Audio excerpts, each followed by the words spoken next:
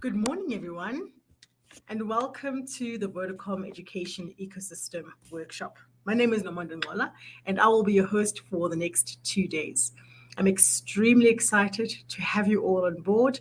I'm reminiscing on last year, we were actually on Teams. This year, we have an extremely exciting platform called StreamYard, and I'm really hoping you had fun coming into the auditorium, exploring the app, and looking at the space.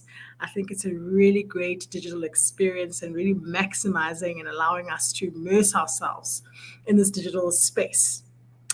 Today promises to be a day packed with great conversations, teaching, games. I want to do a really quick tutorial for you guys in terms of what you can expect and how to navigate yourselves on this platform. This is obviously the main screen where I am and I'm engaging with you. All right. And then there should be another screen, a text screen on your right. Yeah. And on your right is basically when we play games, because this is going to be an interactive space where we play games and quizzes, much like we did last year, but a little bit more fun. So on your right, there'll be like a little chat pane. The screen will basically do a projection of the game we'll be playing, and then you would populate your answers on the right as we have the engagement sessions during the procession of the program. Then I'd like you guys to not forget that we will be giving out prizes for all the games we'll be playing. Yeah, only at the end of the workshop, which will be tomorrow. So please come get, please participate, and don't be afraid to obviously get involved. Yeah. Okay. The second thing that I would like to bring to your attention, ladies and gentlemen, is that there is a photo booth in the lobby. Please make sure that you take a picture. You enter your name, you enter your surname, you upload a picture, and there's also prizes for that as well to be done. Okay. And then we have a fantastic program today of our speakers. We have obviously Johanna Maputa, we've got Nerese Harper, we've got Vince Montajane, Marais Haynes, as well as Oliver Kongolo and Brenda Ngaba, who are going to be giving us really insightful nuggets in terms of what the Education Foundation is doing within Vodacom with the likes of yourselves. So without any further ado, I would like to introduce Johanna Maputa, who happens to be the Executive Head of Department for CSI and Education at the Vodacom Foundation. Johanna, could you please come onto the stage? Yeah, good morning, Nomonde, good morning, everybody. It's always a pleasure meeting you, being part of events where you are mastering the ceremony. Let me take this moment. Are you well? Are you okay? I actually was wondering, should I be calling you Dr. Johanna Maputa? Is that the correct way to address you? Because I was like, I saw on your LinkedIn and I'm like, why is Dr. Johanna playing undercover here? Should I be saying Dr. Johanna? Or soon? No, you know what? You know what? Not as yet, because PhD yet Rapashem. So, but then I'm almost there. I submitted my last two chapters in November. So, but then now I'm working on yet Rapashem. I know. No, so let me tell you, Dr. Joanna TB, and I'm going to say Dr. Joanna because I'm speaking life into it, right? So I'm going to say Dr. Joanna. Yes. I'm also doing my PhD as well. So when I looked at your topic, I thought this is fantastic because you're doing it on leadership. I think I saw, right? So it was on leadership and education. So I think I can swap notes because I'm doing it on digital transformation and leadership. So I think after the session, we can actually swap a few notes. But all the very best with that. Yeah. And I look forward to celebrating with you on the other side. All right. Okay. Thank you. Thank you so much, Nomonde. Thank you for believing in me. I will make you proud in a few months. I do. All right. Over to you. All right. Thank you. So let me take this time to welcome everybody into the Education Ecosystem Workshop. It is an honor this morning. It's a great honor, actually, to host such important stakeholders, our partners in education. As a network company, we depend on you to implement an education program that is beneficial to everybody, especially our learners. So we just wanted you. I wanted to say to you this morning that we appreciate the work that you are doing. We are together in the education WhatsApp group, so I'm able to see, the workshops, your experiences in the schools, every work that you are doing implementing our programs. I really, really appreciate you. And also, like I, as an education the practitioner as well, I want you to know as well that we are with you. In terms of everything that you're experiencing there in the ground, in terms of we just passed, we went through the pandemic together, and I cannot declare that things are better, but I think things are almost getting there. I stay in a village, so I see kids every morning going to school. Things are getting better, and results, matric results. We were fortunate enough to host the matric results this year, to be part of the matric results this year. And we saw the performance where learners overall pass was over 70%, which was really, really good. We also just want to inspire you, and we want you to know that we are part of your experiences. We are with you in everything that you are doing, and we really, really support you. So I'm just going to share a few slides with you, just to lay as a foundation in terms of the work that we are doing together in Vodacom Foundation. Almost all of you are part of the education ecosystem, which is a functional area where we are operating. So we are implementing an end-to-end program from early childhood development to graduation.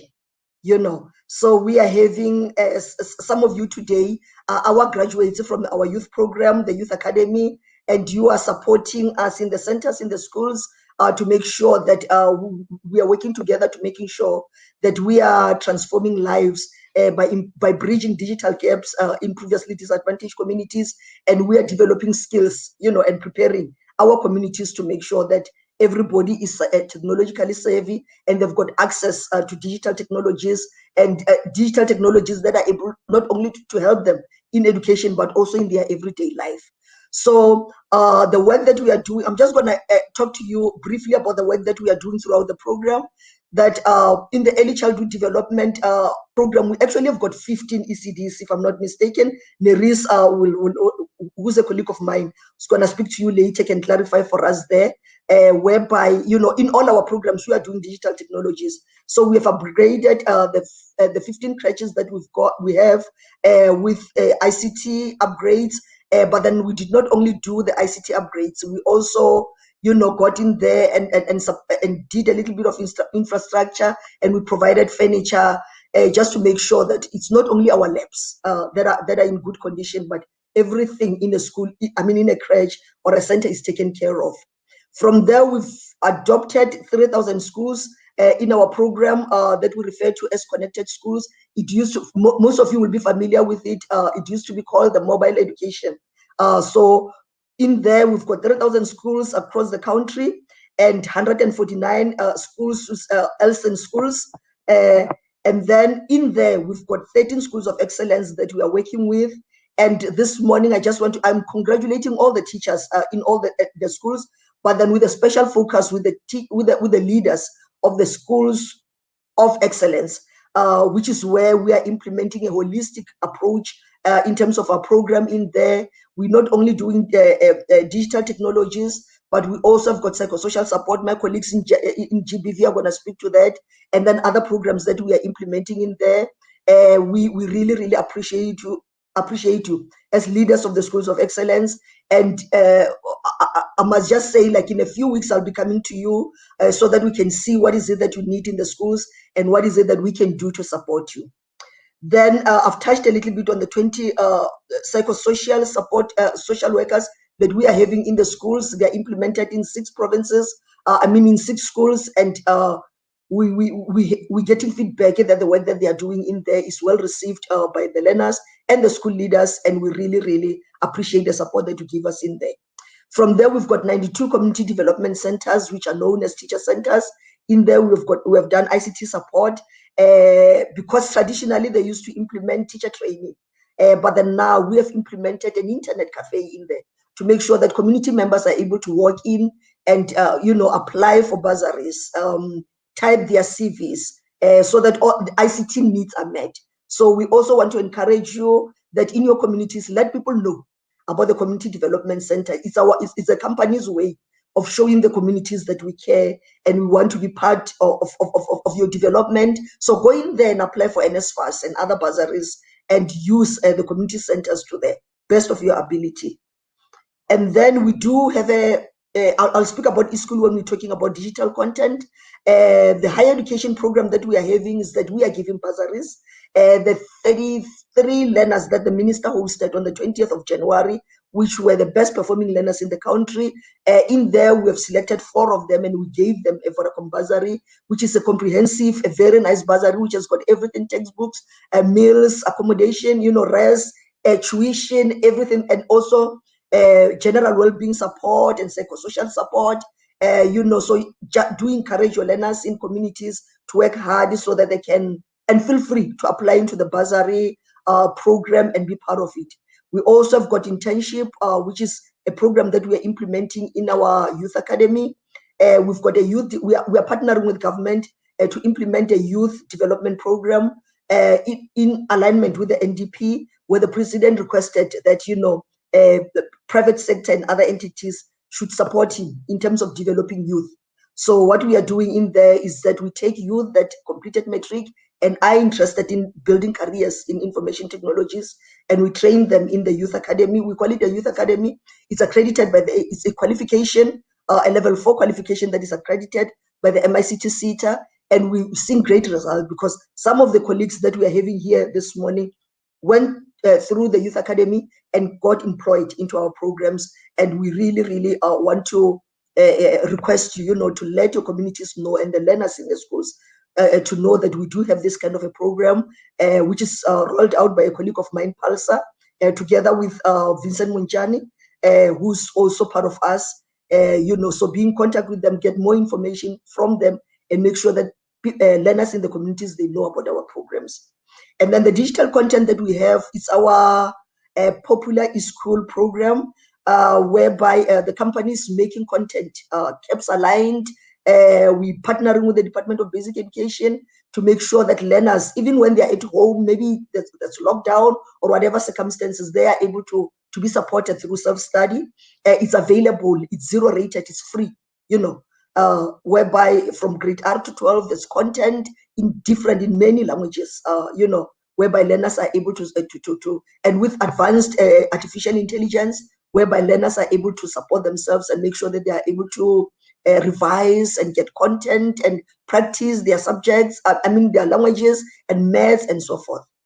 We recently did a survey on eSchool, and we saw that learners are really, really benefiting from the platform, and we're encouraging you to let learners know in communities, let parents, onboard their children onto the platform and make use of it. Then through our internal stakeholders, the team that is working with young talent, we are implementing a Code Like a Girl program, whereby we are supporting girl children to make sure that they are technologically savvy. So this is who we are in Vodacom Foundation. We thank you so much for partnering with us and working together with us. We know that things are not smooth. We get calls all the time. You are having problems with the network. Sometimes equipment is stolen and equipment is old. We just want to encourage you to keep in contact with us in terms of the challenges that you're experiencing working with our program. I'm with you in the education group. My contact numbers are there. I've got colleagues. I think my colleagues are going to speak today, which are more in the ground implementing this program. We just want you to know that we are available for you at all times. And like I'm saying, we are coming to the schools. We are coming to meet you. We are coming to the centers soon. So we'll be able to sit down and look at your challenges and look at what is it that you are going through. Yes, your challenges, and make sure that they are whatever that you need, your needs are met. So I'm just gonna play a brief video for you, which is showcasing the work that we are doing. And and thank you so much for the principals and the center leaders that availed themselves to develop this content. We continue to encourage you all the time, record videos and send them to us so that we can show our colleagues in the company what is it that we're doing with you. And we really, really appreciate your cooperation in terms of this. Thank you so much. We can play the video.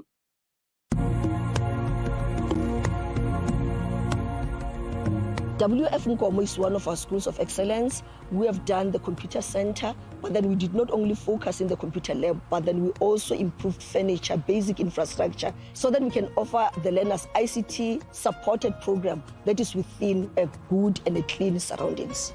We have had this partnership with Vodacom for the past 5 years now. They came in at a time when we needed it most. Previously, you will have a situation where we will struggle with technology, connectivity, access to internet and all those things. But then Vodacom came in. They showed up and then they introduced the concept of revamping our ICT center. But the good part is that they did not only focus on the venue at which the technology will be installed, but they went beyond that to revamp our toilets. Vodacom said, learners must have a conducive environment. And they took care of that. We now have nice toilets for both learners and the staff. They started with renovation of the block where the installation had to be done. Learners who never had an experience with a laptop are now in a position to have access to a laptop, not only to touch it, but to navigate through and be able to be in contact with the outside world. It was not there before. They've not just given us 2 or 5 laptops. We're talking in the region of 100 here. So we have not more than enough, but we have enough. Teachers also, we are sitting with teachers who can do things by themselves through the intents that the Vodacom has been giving us. I think we now have the 4th, if not the 3rd group that Vodacom has been providing us to come and assist not only the learners, the entire staff. I've started working in Vodacom since 2019, around September. I had the program from a friend, so I said, let me just give it a try since, well, I'm doing nothing at home. So I went in, did my course. I graduated last year around April, and then they picked me and they placed me in Dr. WF Nkomo, which is in Atteridgeville.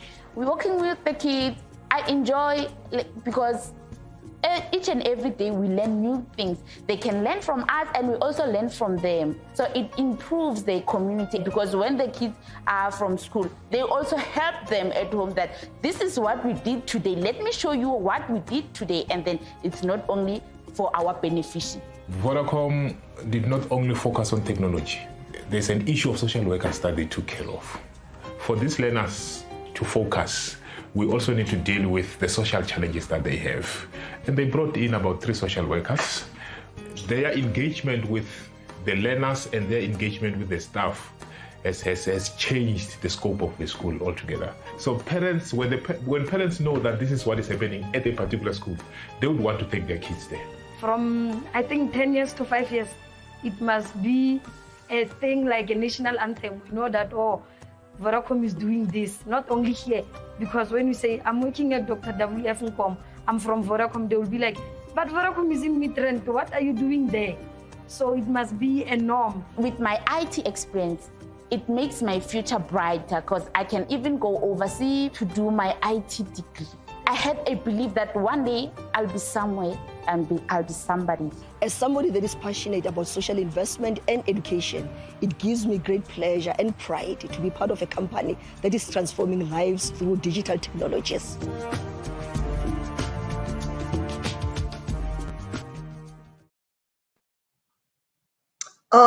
Thank you so much, colleagues. That is us and you. We really appreciate you. Over to you, Nomonde. Thank you so much. Thank you so very much, Dr. Joanna, for that. I think it's always beautiful to see, because you see how much I think technology sometimes is something that schools are afraid of. To see Vodacom actually championing not only having the technology, but the use of the technology, I think is absolutely incredible. So thank you so very much. Dr. Joanna and the team for the amazing work you guys are doing for our country as a whole. Thank you very, very much. Alrighty, that then brings me to the next segment of our program. Ladies and gentlemen, I'd like for you to please look at the screen. We're going to be playing a little bit of a game, like I said earlier on. We're going to play a word game. And one of the questions that I wanted to ask of you in today's game specifically is, what do you love most about South Africa? I see there's a couple of you guys that are looking on the screen. I see that there's a couple of people that are already starting with a bit of banter on the chat. But you'll see it's about to come on. Okay, and I see a couple of answers. I see someone saying they love Bafana Bafana. I see Biltong. I see Springboks. I see Big Five. All of these things are what make us proudly South African. Please keep on typing. I saw in the chat pane people were saying hello and commenting. Please do engage, guys. This is part of the engagement process. And we want to make sure that you're engaging the technology as well on the platform. So, yes, please do comment. Anything else coming through? I've only seen 1, 2, 3, 4, 5 answers. Come on, everyone. What do you love? Weather is another one. You're absolutely right. Diversified culture. Very true. We're a melting pot.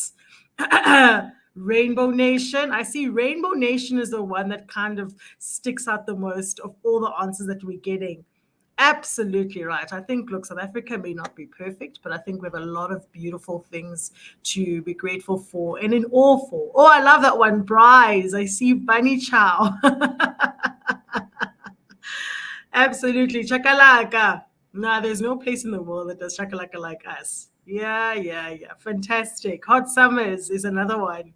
I see them. Vibrant Nation says Jeff. Yes. Lovely. Thank you so much. Thank you so much, everyone. I think it's incredible to reflect and be grateful for what we have, right? I think with the world and having a chaotic state, Russia and Ukraine, I think it is important for us to take a moment to reflect on what we love the most about our country and the state of our country. All right. I'm going to commence then with the next part of the program by introducing our speaker, Nerys Harper. Nerys Harper, could you please come onto the stage? Hi, how are you, Nerys? Well, thank you, Sal. I'm awesome. I love the fact that you're playing in the volunteering space. And I think volunteering is so important, especially in terms of giving back, right? We have a lot to be grateful for as people. What do you love the most about volunteering? What drew you to the space of volunteering, if I may ask? I started off as a volunteer when I started at Vodacom. We were still blue at that stage. And I promise you, it changed my life completely because I felt a fulfillment within me when I went out and did little acts of kindness. So, I was a PA within the technology space at that stage, and lo and behold, a position became available a few years later, and I decided to go for it. And I've been loving the space ever since. It's a lot of hard work. People think that volunteering is painting walls at schools and playing with babies, but as you will hear from my presentation, it is far more than that. It is extremely intensive, but it is so rewarding. And when you look at the videos, you'll be able to see just how rewarding, the work is that we do. Absolutely. I think it's fantastic. I think power to you guys. And I hope volunteering actually becomes a culture because I think a lot of the times it's done on Nelson Mandela Day by people because they have to do it. And I hope that it becomes more of a pervasive culture because it is a great way to give back. And I think big ups to you for taking the opportunity and leading by example. So Thank you. over to you. Thank you. All right, so if we can put up the presentation. So as Nomonde said, my name is Nerys Harper and I look after the external and internal volunteering programs for Vodacom. Next slide, please. So I'll be speaking a little bit about the external and internal volunteering programs for Vodacom. I'm going to start off with Change the World. Vodacom Change the World was a program that we established in an effort to address issues at our schools. Violence in South African schools is widespread, and the direct and indirect consequences of violence include, but is not limited to, truancy, dropout rates, and an increase in depression. Students who are bullied or victimized become adults who are bullies. And this perpetuates the cycle of violence within the communities and homes. And this is the reason, one of the main reasons why Vodacom decided to start the Change the World program in an aim at addressing some of these issues by placing psychosocial support in our schools of excellence and to assist the nodal schools within the district. So, a few of the objectives that we had when we started the program was we wanted psychosocial support to go into schools and to start dialogues in these schools about violence and more specifically about gender based violence. We wanted to assist both educators and learners to understand GBV and to be able to recognize those signs and symptoms of learners who may be experiencing the violence in their homes, and also to assist educators and identified learners with tools to assist these victims of violence. Next slide, please.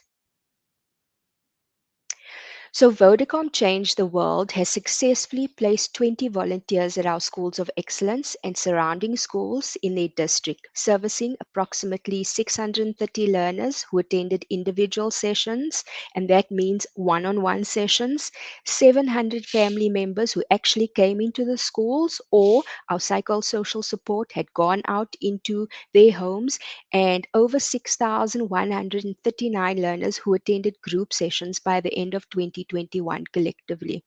In the Northern Cape, 75% of beneficiaries had some type of social services in the area, and that is the Stradenburg area where we have placed our psychosocial support. Officials at schools, ECD centers, clinics, and NPOs in the community were capacitated, and the community received services they previously never had access to. Learner code of conduct in schools was refined, and in Mpumalanga, a support group was created for grade 8 and 9 learners with behavioral issues, and this led to the reduction in reported bullying cases in that area. Now, I can go on and on about Change the World from a Vodacom perspective, but what I'm going to do is I'm going to play a video next for you to be able to understand firsthand what the Change the World program means to the school in which we place the psychosocial support, and also to the psychosocial support in that schools. Next slide, please. You can play the video. My name is Kazamula Chauke. I am the principal of Dr. W.F. Nkomo Secondary School. The social issues that we experience that are more common, you'll have issues of bullying, you'll have issues of abuse of substances, learners who struggle as a result of their family background. So those things somehow affect the performance not only of a child, of the school at large. As we have partnered with Vodacom and we have got social workers coming in. I think the coming of the social workers, 3 in number anyway, they came at the right time. This is what I love to do, so it's always refreshing just to come here and just change a person's life, any learner. I normally start my day between 7:30 and 8 o'clock. And what happens, it's like, depending on the school that I'm visiting on the particular day, I meet with the school contact person who would then tell me if they've got individual cases that need to be attended to, or if there is a teacher that is absent, so that I get to know which classes are available for me to do my class presentation. I don't want to lie. Even the welcoming in the school, it says it all, that they have been in need of us. They don't know where we've been hiding. One of the biggest issues is bullying, and also rape amongst the girls in schools as well. Those are maybe, let's say, two biggest issues that we are coming across on a day-to-day basis. School violence is a reality in our South African schools, that is without a doubt. Of the 80 individual cases that we have tackled so far, more than 50% of those cases are GBV related.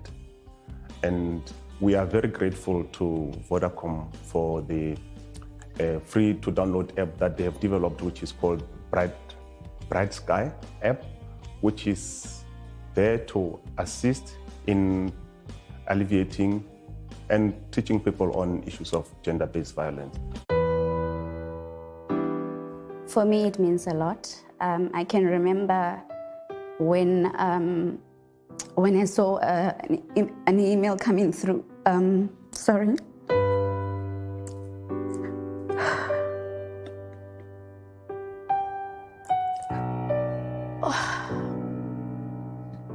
I remember in 2019, I was just sitting at home and I got an email from an organization called For Good. And then it had that Vodacom program. And I was like, let me just give it a shot.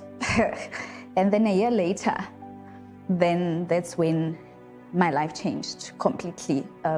It's not nice sitting at home and being unemployed with a degree or a postgraduate degree. It's really not nice. So this opportunity really means a lot to me, and I'm very grateful. I'm very grateful.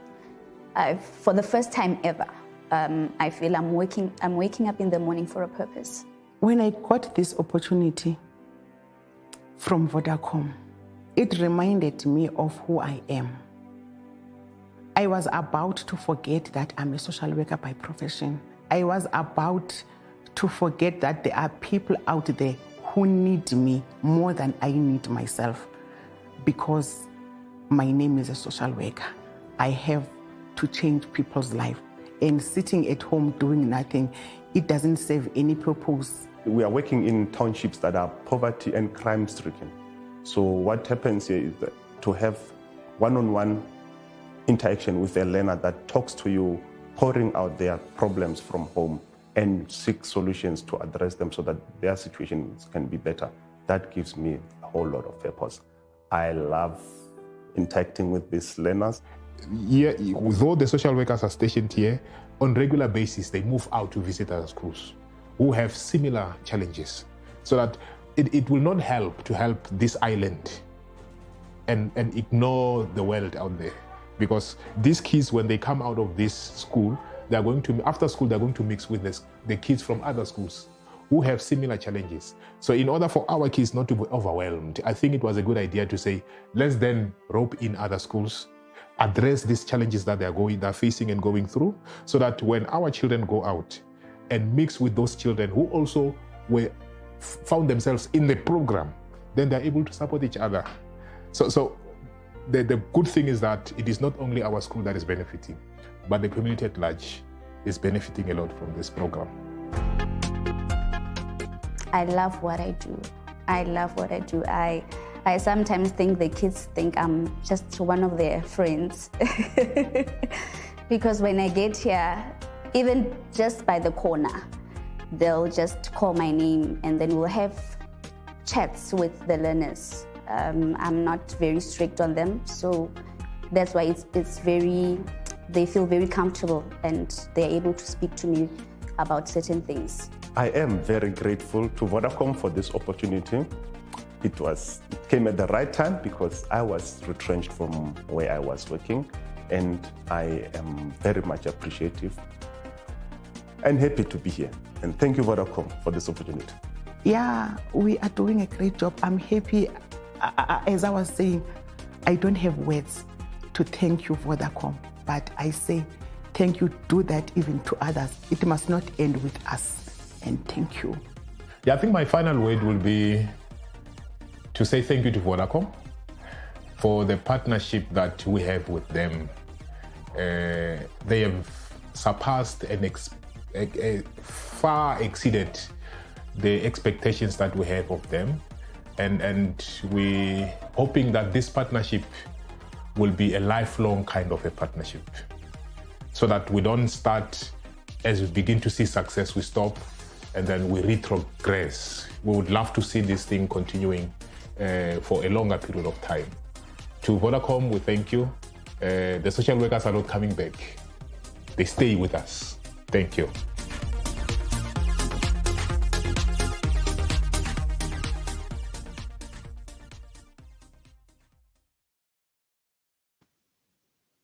Thank you. So as you can see, our Change the World story is indeed incredible. And not only are we changing the lives of the communities in which we operate, but we are changing lives of the beneficiaries of these programs as well, the people who carry out these programs. And that is evident from the video that we just played. I'd like to also say that we've had a fantastic news that I shared with the team last week. We have extended their contracts by 2 years, so they will be staying at our schools of excellence for another 2 years, and they will further entrench the work that they do within those communities. And I think it's very important for them to be placed longer than a year at the school, because they are starting to build a reputation within those communities, and the fact that their contracts has been extended just means that they can gain the respect from the community even more, for them to be able to share their joy, share their news, and be able to work on alleviating GBV within those communities that they work in. The next topic I'm going to speak about is our youth development program. This is the second program in our external volunteering category.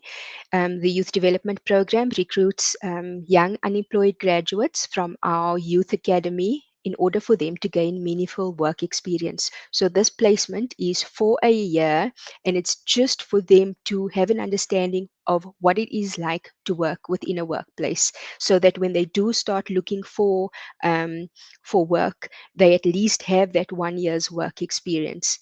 These volunteers are recruited from our Youth Academy program, as I said, and they are placed at Vodacom supported NPOs, schools of excellence, ECDs, and teacher centers. The objective of this placement is to transfer ICT skills to NPOs, educators, and learners to increase the digital literacy among these stakeholders and the school population. Some of the achievements that we've had within the last year, financial year, is that 75 volunteers have been placed at our schools of excellence, ICT centers, NPOs, and just recently at our ECDs. We have increased e-school registrations within our schools of excellence.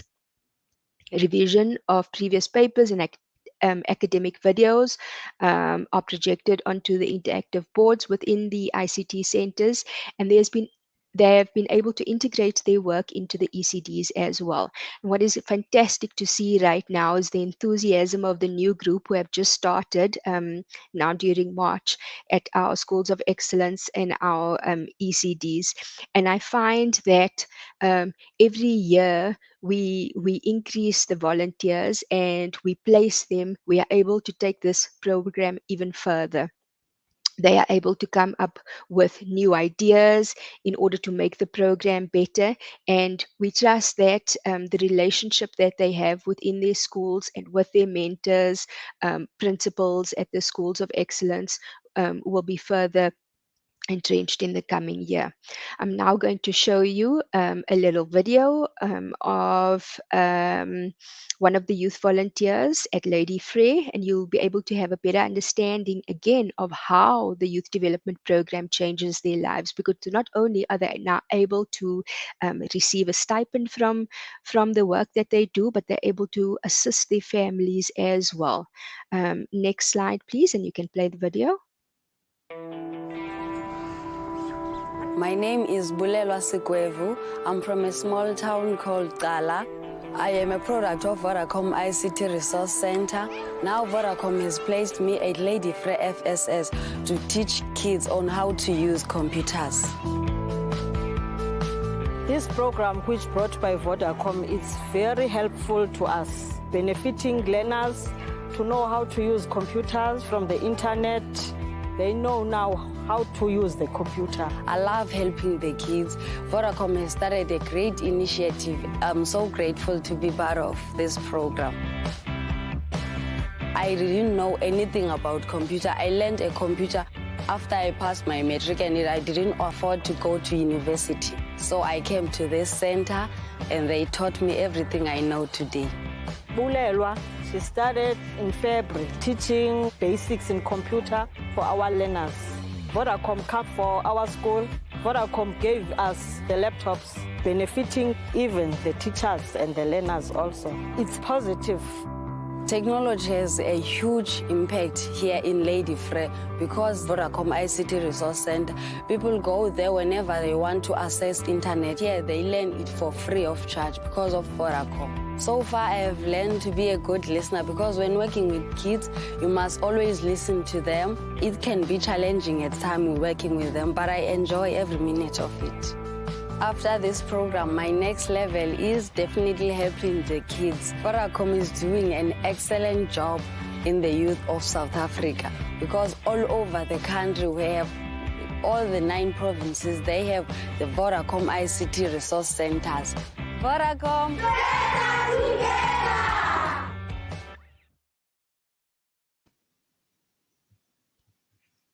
Thank you. So yes, as you can see, we are touching lives in many communities across South Africa. And as part of the ecosystem and as part of the gender empowerment portfolio that I look after, the Early Childhood Development Program is our way of enabling the provision of quality education and supporting government's Vision 2030 of the comprehensive approach to education. So over the past 3 years, Vodacom has upgraded and renovated the infrastructure of 15 ECD centers. And this includes the painting of the center, fixing of ablution facilities, beefing up security, and installing an ICT trolley solution, which has 20 to 30 tablets loaded with numeracy, literacy software, and eSchool, Vodacom's eSchool platform. We've also provided a mobile library to all of these ECDs with over 200 books as well as educational equipment. As Joanna has said, this forms part of the education ecosystem where we look at the development of the child within the education ecosystem from early childhood development up to post-matric. 8 of these ECDs have been greened across the country. And what I mean by that is the fact that we have now looked at our ECDs and being assisted by the sustainability department. We have now greened these ECDs by placing Jojo tanks and solar provision. We have given them vegetable gardens and fruit tree orchards, and this is at 8 ECDs across the country. We just recently launched this. You can go to the next slide. If you have a look at this slide, you will see this is Kutlano ECD in Carlfontein. This is the first ECD that we renovated. It's based close to our Midrand office, and we do, from an internal volunteering perspective, pre-COVID, allow volunteers or Vodacom staff members to volunteer their time at the ECDs. And they did this by going to read to the children.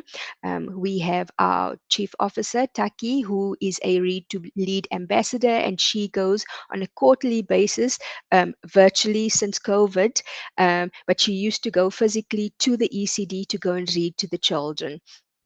So as you can see, there's quite a lot of improvements done at the ECD center, and this is in order for the physical infrastructure to be in a conducive state so that these female owners of the ECDs are able to access social development grants. I'm going to play the last video for you on the greening of the ECD so that you can have a better understanding of this greening ECD process, and also understand how we work within the educational ecosystem, so that you have an understanding that everything that foundation does is linked from a gender empowerment perspective and the educational perspective. You can go to the next slide and you can play the video. I'm so grateful about this day because it's a launching day for the garden. So I'm so happy. This ECD center actually forms part of our education ecosystem. We go in there through the Vodacom Foundation and we refurbish the ECD centers.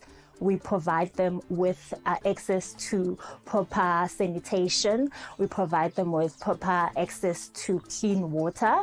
And we also help to refurbish the building or the infrastructure of the ECD school.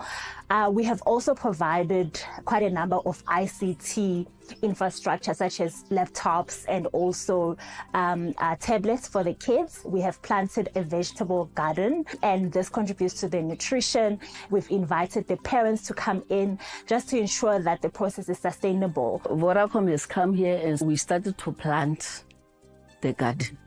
And then before we were doing it the wrong way because we didn't know how to plant the plant. So now I'm very happy because I learned a lot from Vodacom. I know how to plant, how to start the garden now. We have provided the kids with access to sustainability material where they will learn about sustainability. So we want them to understand why there is solar panels, why there's access to JoJo tanks. We have also provided waste recycling bins just to instill the culture of recycling at a young age so that the kids understand the dangers of plastic on the environment. We've involved the employees as well, which are part of the volunteering program. So in everything that we do, we want our employees to be ambassadors of the things that we do on CSI and sustainability. They make me proud. Even the parents, they're so happy because when they bring the kids here, they are happy now. And they know their children, they will learn more, will develop the children. So they are so happy. This is our first launch for the Green ECD through Red Loves Green, and we're looking forward to expanding this program to other ECD centers as well. Thank you, Vodacom, to helping us to take care of the children, to take care of this community of Olive and Old Bush. Thank you so much, Vodacom.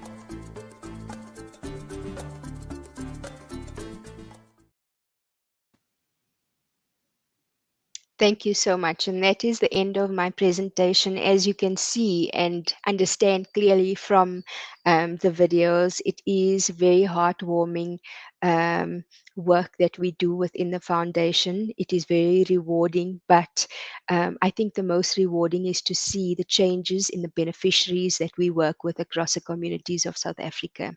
So thank you so much. Wow.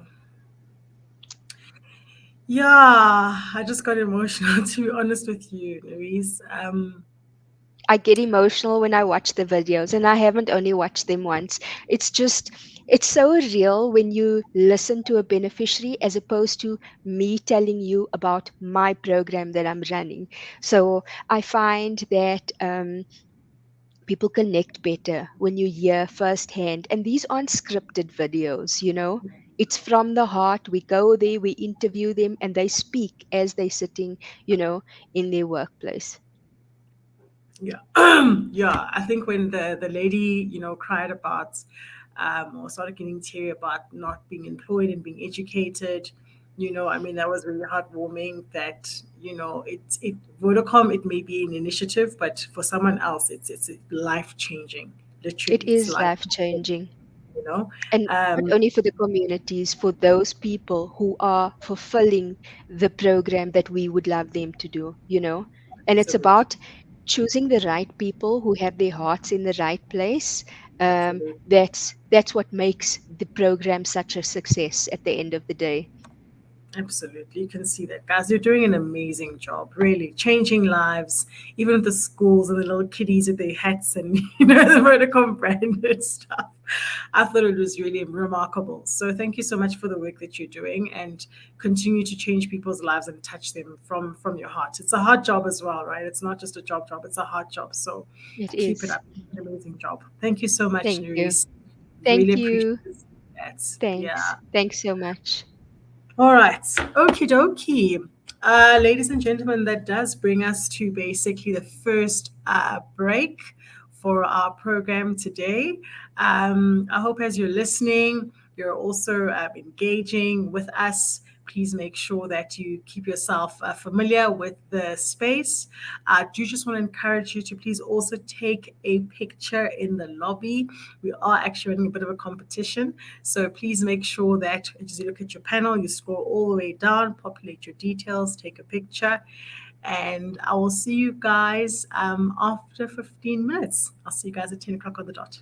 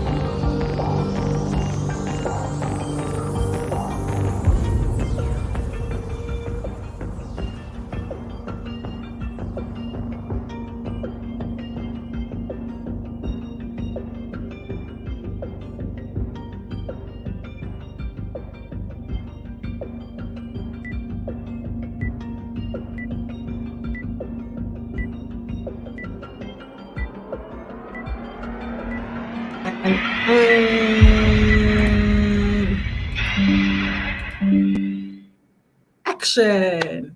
Hello and welcome back, everyone. I hope you managed to get yourself a nice cup of coffee, had a nice leg break and stretch. We're about to continue with the rest of our ecosystem program. I'd like to introduce Mr. Marius Haynes. He is the Chief Technology and Operations Officer of SpaceMed Training. Marius, over to you.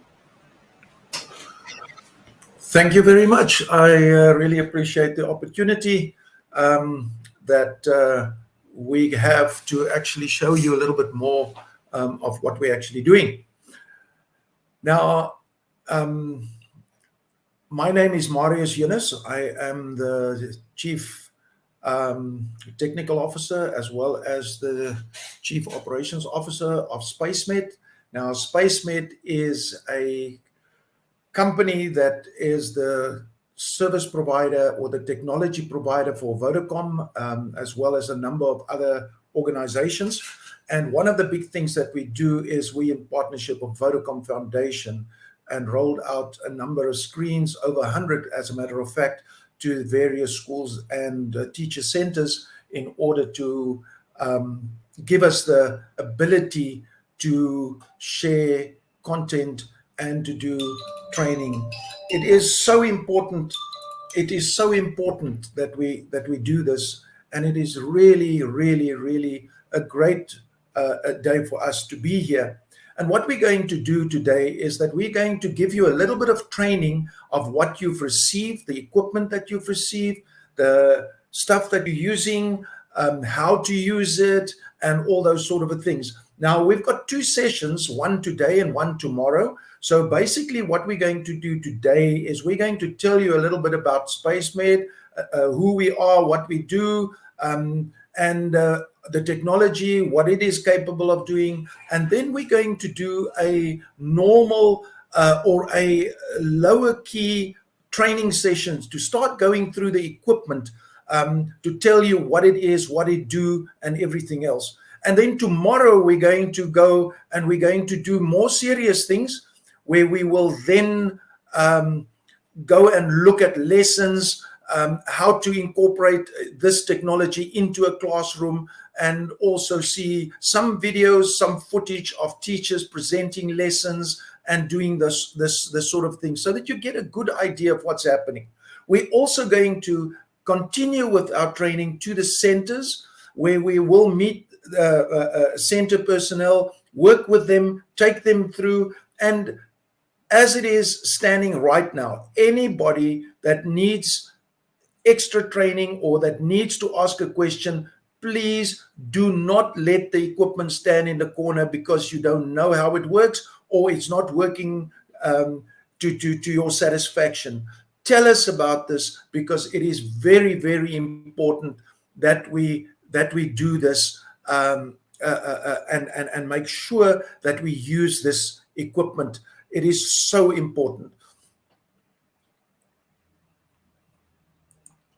Right, let's just see if I can get going here.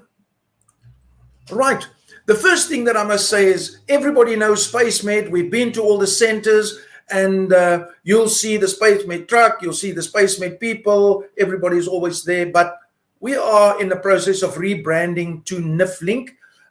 So in a little while, you're not going to see so much of SpaceNet anymore, but you're going to see a lot more of NIFLink. And NIFLink basically is the NIF part, is the technology that we use. You're going to hear NIF quite a little bit today. And this is a compression system that we developed in-house ourselves. And this allows us to actually compress the data unbelievably well, up to 90% lossless, so that it provides a better experience for the user, a lot less bandwidth usage, and people can see and use their cell phones and the broadband a lot more for less money. So NIFLink, NIF stands for New Image Format, and the link is we're linking everything together. Right.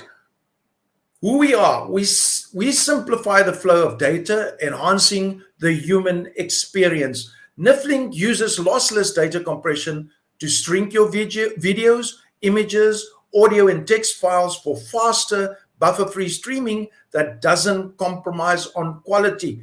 And you know, how often does this happen that you're watching a movie, you're watching a lesson, you're watching something, and there's this buffering and everything stops? It creates a bad experience. And with what we've got, it really is getting difficult to do that. Right. Enable the use of technology in the classroom to enhance teaching and learning. Using our technology and data compression software, we bring value by giving access to skills, resources, and learning opportunities, unlocking the most extraordinary human potential. We pride ourselves on being supportive, highly competent in our skills, and uncomplicated in our applications.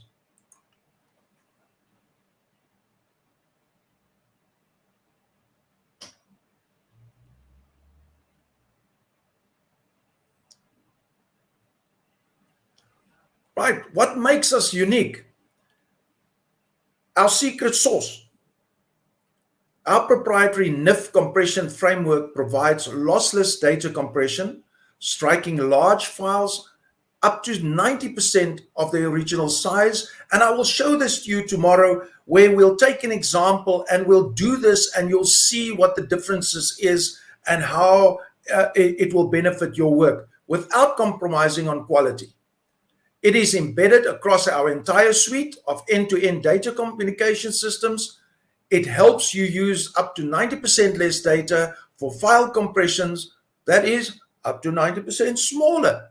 And because of that, the transfers are 90% faster than anything else currently available in the market.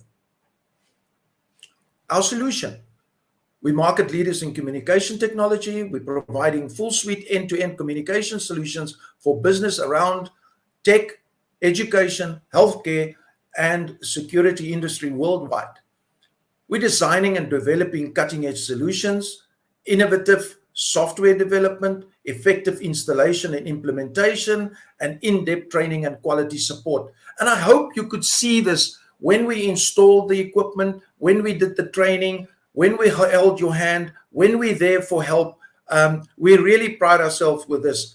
And it is very important that if there's any problem anywhere, to contact us so that we can assist you and get you going as quick as possible. We've got 4 basic pillars currently in our new NIFLink environment. NIFLink Teach, which we're going to concentrate on today, but just to put you in the picture, we also do NIFLink Tech, NIFLink Telemed, and NIFLink TAC. You will see this. The Teach is education for the digital world. We connect academic institutions with their digital future, helping them develop efficient and creative pathways that improve learning outcomes. On our tech, this is our technology that links people together. We transform your existing data infrastructure by optimizing digital communication so that they reach everyone, everywhere, regardless of bandwidth. This is the hardware part that we use as well. Then our telemed, we're also in the telemedicine business, and there we create innovative healthcare solutions for organizations that work to improve and advance patient care and technology in underdeveloped areas. And you know, just to put you in the picture with the NIFLink Telemed, a lot of times we see that in school, there's children that's really battling. Learners can't cope. And we think, they just don't listen, they're lazy, they don't do their thing. But we've run a project here in the Eastern Cape where we've actually looked at their health. And we've realized that a lot of them have actually got health issues. They can either not see, they've got diabetes, and things like that, that makes them tired, that let them not concentrate. And that is also a cause of learning disability and battling to learn. So we must also look at that part in future, not just at the technology, not just at the learning part, but also at the health side. And then from a perspective, we build systems that reveal unseen dangers using advanced vision and processing technologies for companies in the security sector. And one of the things here that we will be talking to you shortly is retrofitting the units with tracking devices so that they won't be stolen and that there's far more security in this in this field. So we will look at that as well for you. Now let's introduce and look at NIFLING Teach, technology that goes the distance. We connect educational institutions across South Africa, creating distance learning solutions that make virtual classroom experiences more accessible for everyone. We provide the infrastructure, resources, and technology to make e-learning in South Africa school accessible, from LMS platforms, that's learner management platforms, to video conferencing. Our bespoke education solutions are catered to specific needs of each educational center that we partner with.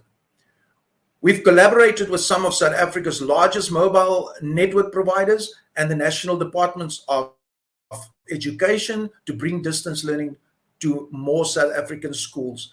And as I said before, with Vodacom Foundation, we've done over 100 centers and schools already. We've also done a huge amount of schools in the Eastern Cape. We've done work in Mpumalanga. We're doing work in every single province across South Africa at the moment. So it is something that we know work. It's proven. We've done some big POCs with Vodacom, and the foundation is really a very, very good case study to show that it is really possible to make a change to each and every child in South Africa. And we must not forget that COVID, yes, there's a lot less happening with COVID now, in the sense there's less children at home and all that. But one of the things that we've just done in the Eastern Cape that we're busy with now is a distance learning school. Because here in the Eastern Cape, there's a lot of grade 8 students that can't find schools. There's not enough schools for them. And we are busy. It kicked off two weeks ago, where those kids, the teachers got trained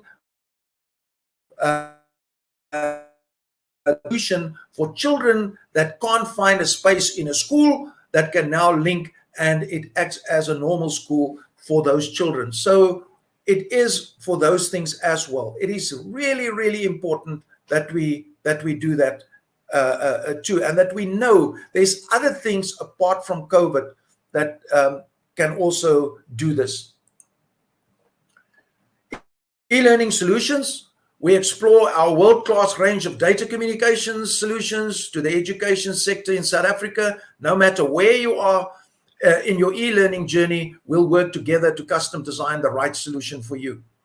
Your partner in e-learning platform communications with NIFLING, you're not buying a one-off distance learning system. You're buying into an end-to-end service that is managed by the people who build, deploy, and support your e-learning initiatives. A complete solution stack, start to finish setup and integration, ongoing training and support, regular maintenance. Most South Africans connect to virtual environments through dongles, 2G and 3G mobile networks. These connection methods are an ongoing barrier for growing institutions that want to deliver quality virtual education. NIFLING Teach uses proprietary NIF data compression technology to shrink educational media and live streams for faster and more effective data flow. Compress files by up to 90% to boost your online education initiative. And one of the big important things is that Vodacom Foundation has supplied equipment to various centers and schools. That's not the end of it. And that should not be the end of it. There's so much that you can do with that equipment. There's so many things that you can do. And it is really, really important that you keep on using this. Find new ways of using it. Come to us and say, listen, we've got this and this need. Can you provide? And really, it is not always a money thing. It is not always another piece of technology. It's what you've got and using it in the way that you do it to the best of your ability, and to optimize the equipment that gives you that advantage and that gives you that ability to also assist our children further. Now, making distance learning in South Africa possible, our e-learning solution provides all schools with access to deliver high-quality education content. We provide affordable infrastructure, resources, and technology to make e-learning in South Africa accessible. And it is so important. Virtual classroom broadcasting and streaming, bringing the whiteboard to life in a new dimension. This board that you've received is not just there for local in-house teaching. And this is very, very important that you take note of that. It has got the ability to take you a step further. And we'll go through this as we go along. But it is so important that we know that, yes, inside the classroom, it's fantastic, because all of a sudden, you've got all this technology in front of you and you can do some serious lessons. But apart from that, that is only a very small part of what the technology does. It can do so much more. And we're going to go through this as well later on. Our video conference and interactive digital smart screens provide an immersive interactive experience for students and teachers. Makes e-learning fun and exciting. All you need is a camera and audio device. You connect it to your computer, smartphone, or tablet. Some of them has got it built in already, so you don't need anything extra. User-friendly operations on Android and Windows, as well as iPhone. Our screens are integrated with our NIF compression technology to shrink educational media, live streams for faster, more effective data flow, and in compressed files, as I said, to a large degree. Now, just the benefits quickly, and you'll look at all the benefits down there. We look at all the benefits. There is so many. Improve access to quality education for students. Improve access to education for early childhood development, because this is not just for matrics. This is not just for your senior students or your university students. It is for everybody. And through this, you can also access a lot of third-party vendors like Siavula, to enable Oxford, a lot of others. You can use them to get all your information on the board and to get resources there to enable a student to see. Because when we look at it today, they don't have all the experiences at home. You look at it and you say, okay, what is a tabernacle? What is that? I don't know. But you can show them a picture of it quickly and effectively, and immediately they can see what it is and they've learned something new. Teachers can stream classes to specific individuals. You don't have to broadcast to everybody and to the whole world. You can do it to specific people, to just your class if you want to just your school. But you can also do it worldwide, to anywhere in the world, as long as the other person has got the link. Upload files and videos without additional software. You increase the access of education in remote schools. You increase access to inclusive and specialized education. You improve quality of monitoring and support provided to schools. Developing teacher skills for the future of digital teaching. Improved ICT governance and risk management. Enjoy two-way interaction with multiple users. Broadcast a single teachers to hundreds of learners. And we can go on and on and on. And we have seen with the previous speaker, with the volunteering, it was amazing.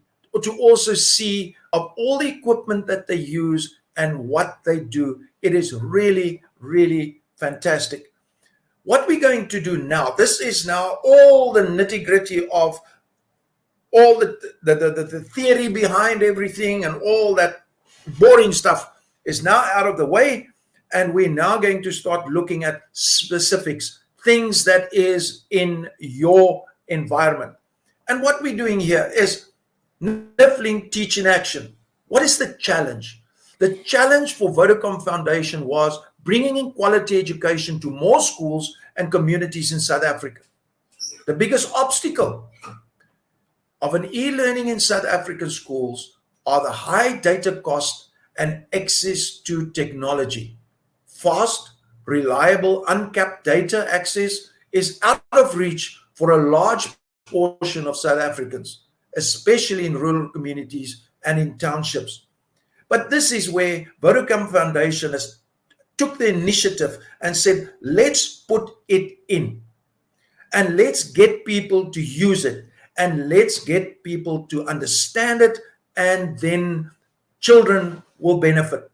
And that is the important part. Now, this is the type of equipment that was delivered to most centers and some of the specialized schools. Big board on a trolley, there's a box in the middle with things in it, and there's people who really enjoyed getting it and got the training and everything. But I want to show you one thing on this slide, and the reason why I chose this particular slide. And that is, look what it says on the wall. It's teachers like you that change lives through technology. That is so important. This technology will not replace a teacher, never. It is there only to enhance the teacher, to give him more capabilities, and to make his lessons more accessible and more fun, and that people can learn a lot better. And then with computers and things like that, it just makes a difference that you can store things, you can save things, you don't have to retype everything, you don't have to rewrite everything. It's all there. This here is what this does. So the package that you get here, this is the hardware side. Inside this hardware is software, and in the cloud there's some more things that makes your life easier, and that gives you a capability to do a lot more than what you see in this slide. Now let's look at the screen. First of all, the screen that you got, the screen is a 65-inch touch screen. It's a 10-point touch. It is a 4K screen, so the quality is very high. It's very bright. You can use it even in a sunny environment, because this is one thing that we realized when we started looking at education. We looked at it from a perspective of what should be in the classroom and what is in the classroom. Now, in the centers, there's good security, there's some darkening facilities in a number of them, and everything else. But when we look at the classroom, we see, what does a teacher actually need? He needs a computer, he needs some sort of projection device, whether it is a overhead projector or a data projector. He will need some sort of a TV where he can play videos and things like that for the children. He needs to prepare his notes and everything else that goes with it. So what we've done is we've put everything inside this big screen. And you will say, but there's a lot of these screens on the market nowadays. Yes, they are. But we have to look at quality. We have to look at what they can do. We have to also look and see what else besides a screen is capable. And we've had one of the provinces that had a bit of a hiccup, in the sense that they installed these screens. It was all linked remotely, and when the connection is down, the screen cannot be used at all. That fell a little bit flat. Here It is a standalone unit that can be used in school, and yet you can use for everything. And one of the big things that is important to take note to is that you do not need to have lesson material in order to do a lesson. Each one of you, each one of the teachers, they're capable of doing a lesson in class without technology. So what happens here is you use the technology, and whatever you do and what you're good at, you do that, you put it onto the system, and now you can use it electronically instead of just off paper. So you can develop your own lesson material as well. But you can also use the material that is available, and that is available freely all over the world at the moment as well. But do not forget that you can do your own lesson. Now, the other thing that is very important about this is that it's, first of all, a Windows machine. And I'm just going to go to the next slide to show you the back of this. And there on the right-hand side, I just want to give it a chance to go, because we do have a bit of an issue here. But when we look at the back of the slide, we'll see that there's two full-blown computers built into this unit. And you'll see it's nice and clean. Everything is out of the way. Nothing is just bolted on that can be taken out and stolen and broken and everything like that in the screen. The screen, first of all, is a Windows machine. We looked at it and decided a lot of teachers have got laptops. Departments, provincial education departments are giving them laptops, and all of those are Windows based. So the first thing is the screen's Windows, so that you don't have to relearn the software that you're using on your laptop. So this is one big laptop, right? It's Windows. It's got your PowerPoints and your Words and everything else that you've got on your normal laptop can be put onto this as well. It's got storing facilities and everything else that goes with it. But also it has a second operating system, which is a full-blown PC all by itself, which is Android. Now, for most people that's got cell phones, the Samsungs and the likes of that, those are Android machines. And one of the reasons why we decided to also incorporate Android into the screen is simply because to produce applications in Android is cheap, fast, and easy, and a lot of people are doing that for education specifically. And if you're in Windows and you get an Android app, you unfortunately cannot use it in Windows unless you've got some bridging software that takes a lot of effort and a lot of processing power and doesn't always work so well. So seamlessly, you can switch between Android and Windows on this machine. So if you do have educational apps that is in Android, you can just go in, use it, and get it over and done with. The third thing that is in there too is a full-blown television. So you can also watch television on there. You can also link a decoder to it. You can link a DVD machine to it, and then play it as if it is normal, ordinary television. So you can plug an aerial into it, and then you've got a TV. So that's another option that is all built into the system. Unfortunately, multi-choice is not built into the system, so you'll have to get a separate decoder for that. Sorry. Then, if we look at the sides of the unit, the one is the actual full-length side. The other one, I've tried to just crop it and make it a slightly bigger so that you can see all the ports that's there. And one of the important parts is that we have got, first of all, we've got VGA out. And now you'll say, what is VGA? VGA is where you connect, normally you connect your laptop to a screen via a VGA cable. Nowadays, with all the new laptops, no more VGA, it's now HDMI. So if you've got VGA only, you have to buy an adapter and everything. Here, it is not necessary because everything is built in. There's VGA ports in and out. So you can get what is on the screen onto another screen, or what is on your laptop onto that screen. So you've got that facility in both VGA and HDMI, and that can happen either on Windows or on Android. So that makes it nice and simple to use. So you do not need all sorts of adapters and funny things to make changes. It is there. Also, it's got a lot of USB ports, enough for everything.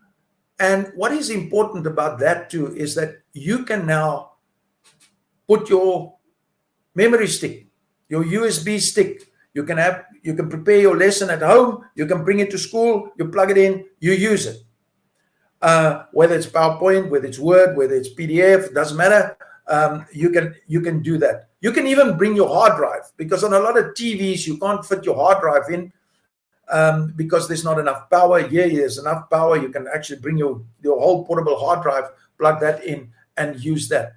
Then it also links to the network via cable, RJ45 cable, or wireless. So it's all there. And these boards have also got 3G capability. So if you do put a SIM card in it, it will also link via broadband, via SIM card, if you do have one. And you've got, as I say, two separate input banks, one for the Windows side and one for the Android side. We also have, at the bottom of the screen, we do have some ports. We'll get to that now. What we basically have in the front of the screen, you've got USB ports and HDMI ports that you can plug in to connect your laptop if you want to, or your USB port if you so wish. That's in the front, and that is USB for Android as well as for Windows. So if you want to play something on a TV, you can bring the movie on a USB stick. You stick it into the Android side. It'll say the TV. You stick it in there, and you can then play it as that. And you'll see at the bottom again VGAs and HDMIs and everything else that is necessary to allow you to link all of that. Now we actually get to the other hardware. This is the screen, and there is going to be questions and answers afterwards.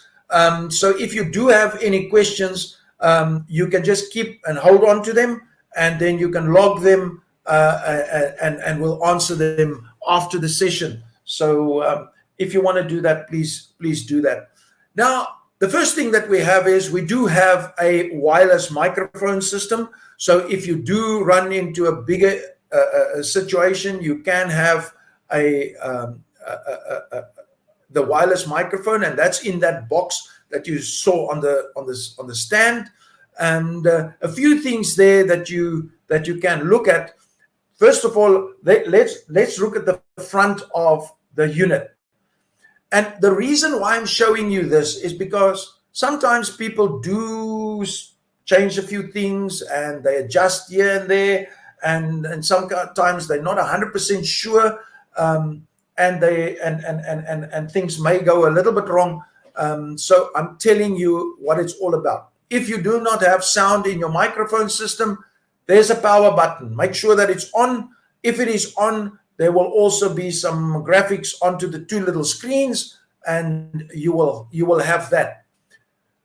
Then you've got your volume lock on the handheld microphone on the left-hand side, and the volume lock on the lapel mic on the right-hand side. Now, we have given you two microphones, wireless microphones, one that you can stick on your lapel, walk through the class, talk, do everything you want to, and one handheld if you want to give it to students to do that in a bigger classroom. But I'll show you a little bit later. We also have another option that is part of the solution. And then we have got an infrared synchronization. You will see sometimes, and with wireless it works like this, is that the microphone needs to be paired with the receiver. It's like your Bluetooth mouse that you have at home, or your speaker, or your headphones, your Bluetooth headphones that you've got on your cell phone. You first need to pair it, and there's a specific frequency. Now, with all these Bluetooth things, normally it is a set frequency, and you will use that, and that'll be the end of it. But here you can actually set it, simply because if you've got more than one screen in close proximity, you may want to set the levels or the frequencies differently so that there's no interference.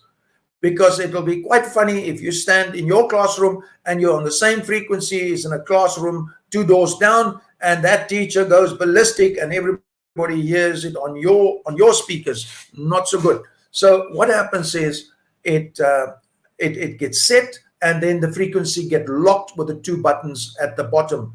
But you do have, for finer detail, there is a manual, an electronic manual on the board itself, that you can also look at that. But it's just to give you an idea of what these buttons are for and what you can do with it. Then when we look at the back of the unit, we're not using everything. So at the back, first of all, we've got the 2 aerials. There's 2 aerials that gives you a good coverage of the whole, your whole classroom or center where you're in that room. That normally stands up straight. And then there's 2 big jacks. We don't use them. We use the small one, the mic out 6.5 millimeter one. We use that to actually link that to the mixer, which I'll show you later. And then there's a power input. And then the most important part about this thing is that there's a USB charger for the handheld mic. Now you'll see at your centers there's a little cable in there, and that cable is fed into the cabinet, and it's here in the front. And what you do is you're going to plug in your microphone to charge it, but I'll show you that just now. So that is basically the unit there. In normal circumstances, you do not have to touch anything in that unit. Only thing is, if the power is off, you may switch the power on, but the rest of it, once it's set properly, you do not need to reset it or to do anything with it. And we've got some of them that has been going for 3-4 years without actually changing anything or setting anything on the unit again. But if it is out, you know where to go and what to do. Then we've got our lapel mic, the body pack. Sorry. If you use your lapel mic, there's a body pack and there's a normal single pin-like battery in there that needs to be replaced from time to time. And that is quite important that you do that and make sure that the unit, first of all, when you store it, that it is off. There's a small little switch there at the top that you can switch off. The light will go dead and you know it is off. I believe that when you go away for a long holiday over December and that sort of thing, take the batteries out. I would prefer that you do not buy the cheapest batteries in town because they tend to leak after a while and they don't last as long. So, but these things, if you put, say, 1 Duracell in there, it should last you for a very, very long time if you switch it on and off the way that you need to do that. And then there's a big volume control button on the top. You don't have to walk every time to the cabinet to go and set the volume. You can also set the volume here for the lapel mic as required. Normally, again, you set it once. It's seldom that you need to reset it, but it does happen when you've got multiple people. Some people do speak softer than others. They're not all as loud as I am. So then you need to put a little bit more volume. Then the lapel handset port, you do get either your lapel mic that you put on your lapel, sort of 6 inches from your chin, or you also get some of them that's got headsets on that you can put behind your head. On the one ear, there's a pad, and on the other one, it just goes over the ear. And there's a microphone that faces forward then that you can use. So that is basically the things that you do there. That little flap at the bottom, you just flick it open. You can take the battery out, put a new one in, flick it back, close, switch it on, and it'll be ready. It'll be ready for use. Then we look at our handheld microphone. We look at our handheld microphone. It is possible to have multiples, and if there is a need for more, it can be done. I am going to just go straight on to the microphone, and there is, first of all, there's basically an on, an off, and a mute button.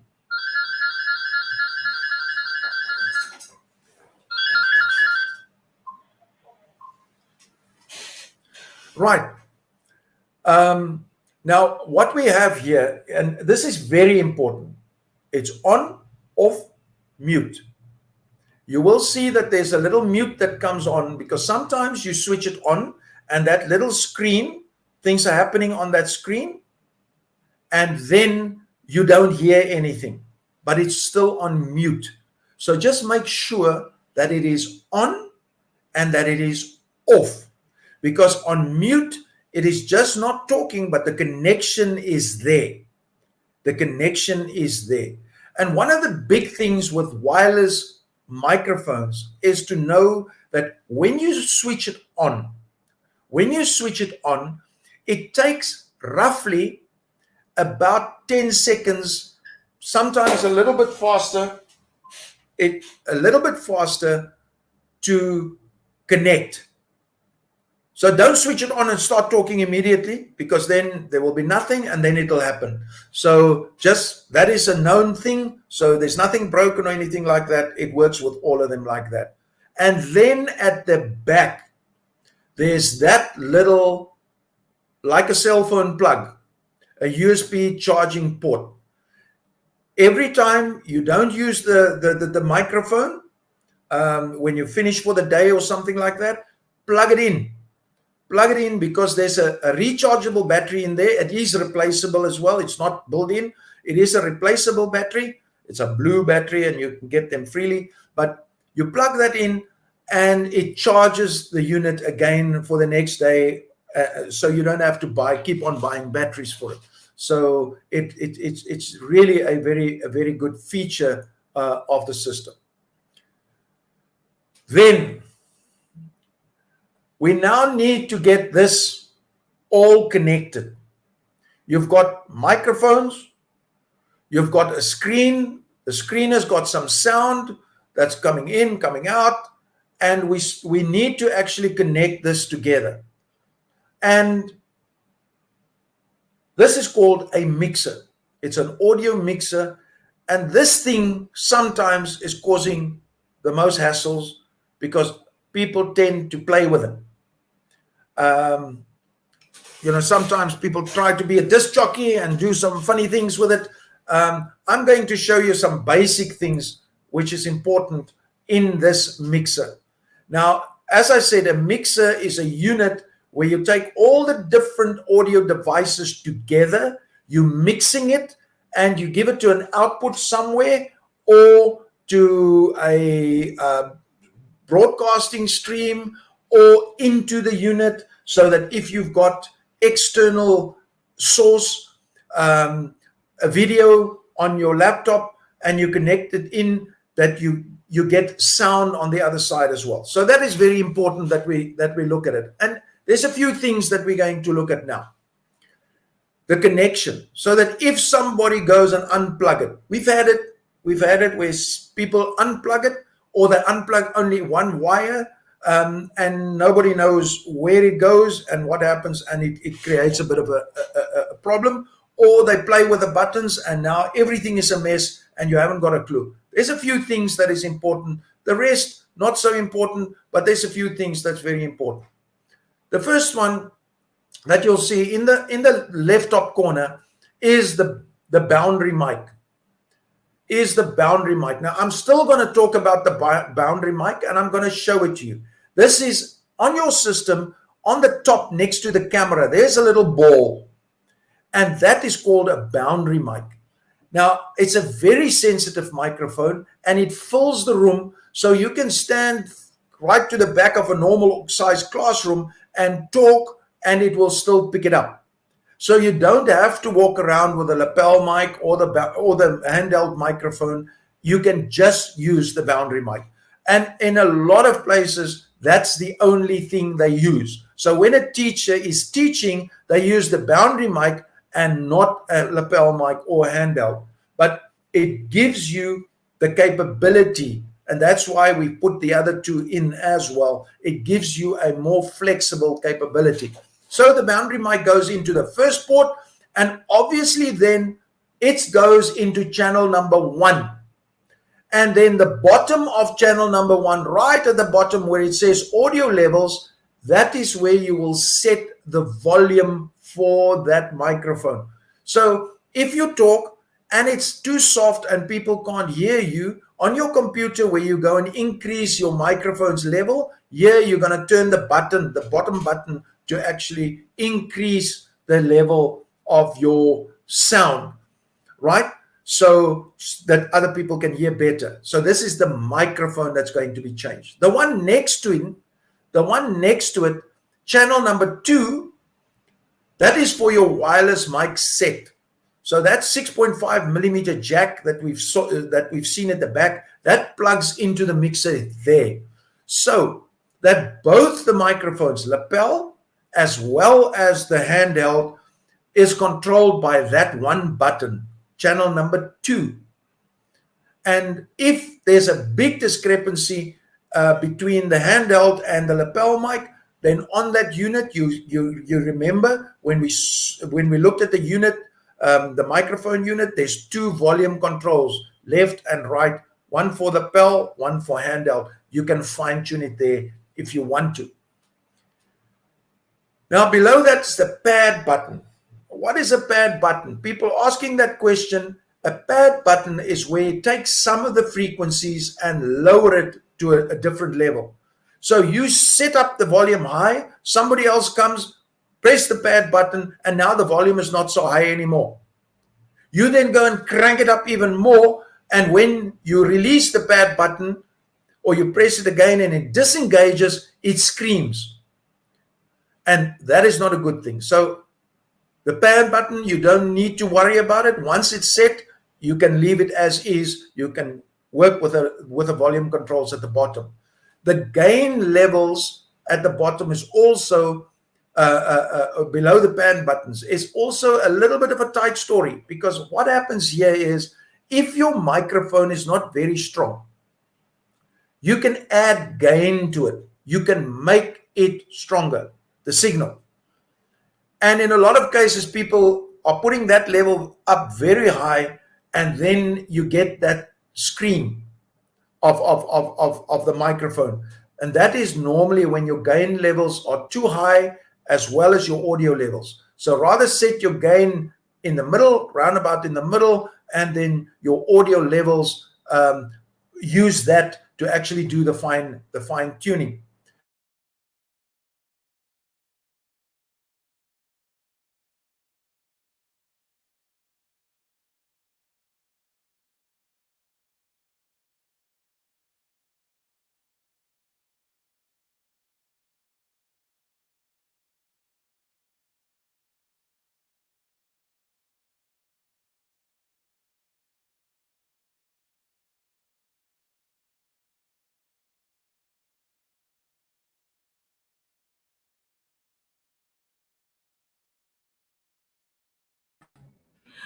Hello, everyone. Apologies. We seem to have a bit of a technical glitch.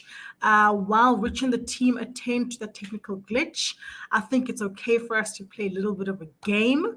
So let me ask of you guys to please look at your screen and look into your chat pane because we're going to play a game. Or in fact, all right. In fact, it looks like what we're going to do instead is go to the photo booth. So if you remember correctly, earlier on in the presentation, I did say to you that you need to go down. So go back to the auditorium. Yeah.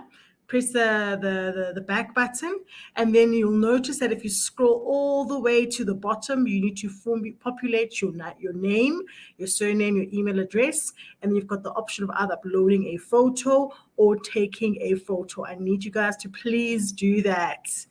Please make sure you've got your pictures, and you'll see that once you've taken your picture, there's a whole collage of people. See, I took a little picture as well. Oh, there we go. Fantastic. Thanks. Oh, that looks so cool. Look at all those pictures. Oh, I'm loving it. Loving it. The purpose of all of these pictures, by the way, folks, is that we're all going to be voting for the best picture at the end of the program. And the person with the best picture, oh, lovely. Oh, I love that. Oh, look at these pictures. Like your hair, girl. Yes. Let's play with this technology. Yeah. So the purpose of just showing all these pictures, by the way, is because of the fact that we're going to be making sure that we select the best one and award the best one. So if ever you wanted to practice your selfie-taking game, this is your opportunity. Take those pictures on, look at the perfect spot, get the perfect lighting, and populate. And just as a bit of a caveat, guys, we prefer you guys to actually take the pictures. So don't upload, rather take a picture and then share that picture with us. Okay. We are just on a bit of a break because we're waiting for Marius to connect so that we can actually proceed with the program. I hope you've enjoyed it so far. I hope that you're reflecting and thinking of how best you're going to maximize opportunity. I saw a couple of the questions as Marius was doing his presentation, and I'm seeing some great questions. I'm seeing people are excited. So, oh, I see that Marius is back. Hello, Marius. Can you hear us? Oh, I can hear you. These things happen. Don't worry. We find a way to keep ourselves entertained while you were disconnected. I tell you what actually happened. I've had quite a few issues because they installed Office 365 on all our computers on Friday. Okay. And it's been giving a little bit of a problem. And now I just had this blue screen to say, your computer ran into a problem. It needs to restart, and it somebody restarts by itself. Oh, so, no. Yeah. Oh, no. I'm very sorry about that. But let's see if we can continue. Okay. And make sure that we go. Let me just see. Okay. Let's try again. All right. Okay. The next button in the middle at the top there, you'll see that there's there's a little block around it as well. It says screen audio green. Now on the screen, there's a little green button, and that's the sound out. You normally, if you want to plug in a headphone or something in there, you will plug that in, and that goes into the mixer as well, so that we can get the sound from the screen into the mixer, out to the speakers, out to streaming, out to your, if you do video conferencing and all those sort of things. So that is the reason why it is in there. And then we've got next to it, we've also got the Android external speaker one that we plug the Android machine in as well. So because if we play videos and things like that from the Android side, we also need to get that sound in-house as well as out when we do a broadcast.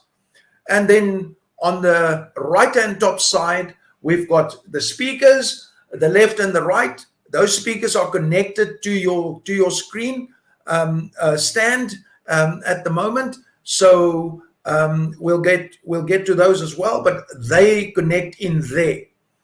And then below that, the screen microphone, because remember, if we do a video conference, for instance, an external one. When we do, let's say, a Zoom or a Teams meeting, or even this meeting that we're just doing here now, and we talk on the microphone of the laptop, that is fine. So it'll go through the system and it'll go to the other side. But if you stand with a handheld mic in your hand and you speak on that, how does it get into the computer so that you can do a video conference? Even the same thing with your boundary mic and everything like that. And that's the reason why that goes in, and it plugs into the external mic port of the screen, so that your internal sound is there, but also any external sound can be put in as well. And this is something that sometimes do happen, that people forget to plug that in, or they've taken it out to put something else in, like a headphone, and they forget to put it back. And now when they do video conferencing and things like that, the boundary mic doesn't want to work, the handheld mic or the lapel mic also doesn't want to work, and that is the reason why.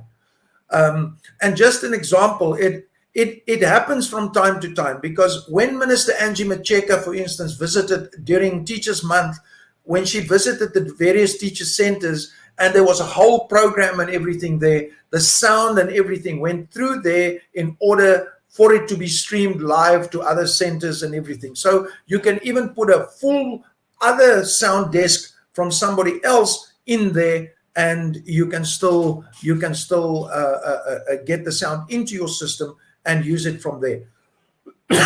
Sorry. Then our phantom power 48 volts, that is a little switch that we normally use that for microphones that hasn't got its own power. And that is important to have that, because sometimes some of the boundary mics do not have power, and if your mixer don't have that phantom power 48 volts, it can't provide that, and the microphone will not work. So also just check that from time to time. When you press the button, it turns red. It turns red, and just make sure that it stays there, because then everything will work nicely and you won't have any issues. And then the red slide, that's the main volume. So here we've got two volumes now. Remember, the one is for everything the same.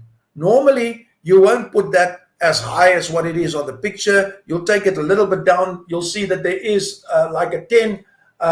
You can put it down at the 10, and then you can increase the volume on your channels.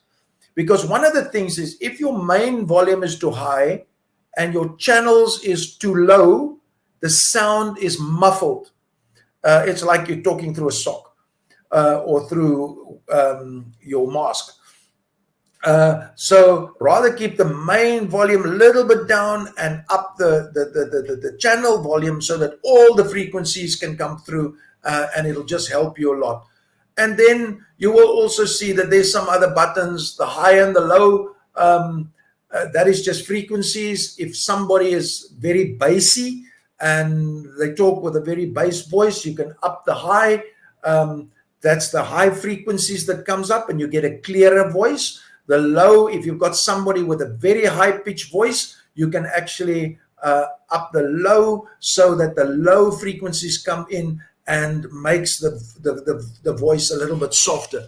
But really, I'm not going to go into much more depth in sound. Sound can be very, very challenging.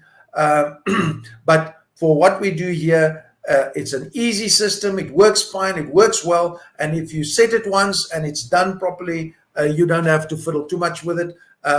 Bar maybe your volume up and down on the different channels, just to enable people that speak softly, that they can actually speak a little bit louder, and be heard a little bit better. Okay, then we go to our speakers. You will see that there's two speakers mounted on the stand. I'm just going to wait, because I think it does take a little bit of time. But let's talk about the speakers. We've got two speakers. The one is a master and the one is a slave. The master one, that's the one with the amplifier in it. It's heavier than the other one. It's got electricity coming out of it, going into a PowerPoint, and it's got an on-off volumes button. So this button you can also use to set the speaker volume. Now you would say, oh, but why have you got so many speakers, so many volumes? The reason for that is that when we do in-house video conferencing, sometimes our in-house sound needs to be a little bit different to the online sound. And the online sound is normally fully controlled by the mixer.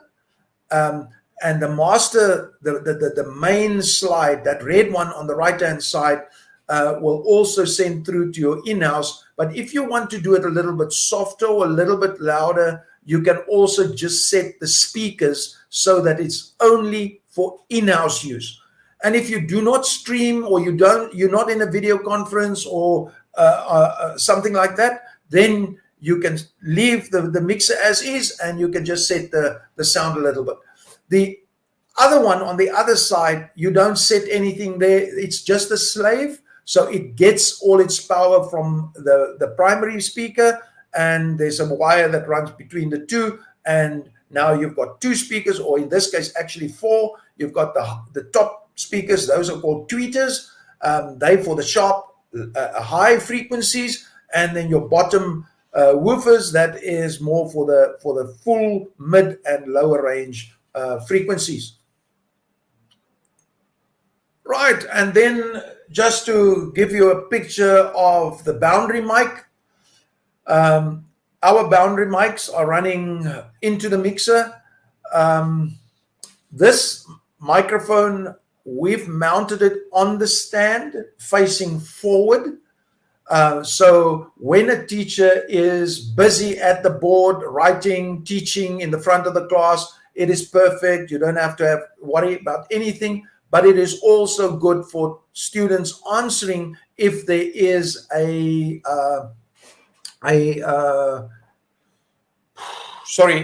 conference going, or a e-learning session happening. But you can also take it off and hang it from the wall. From the roof. So it is a microphone for that as well. But it is a wide area boundary microphone that picks up sound everywhere. And then we also have our 4K camera. There's nothing there that you can do. There's a remote control. It is called a EPTZ camera. So you can set it that it follows the teacher around. So it can do that. You set that on the remote that came with the camera.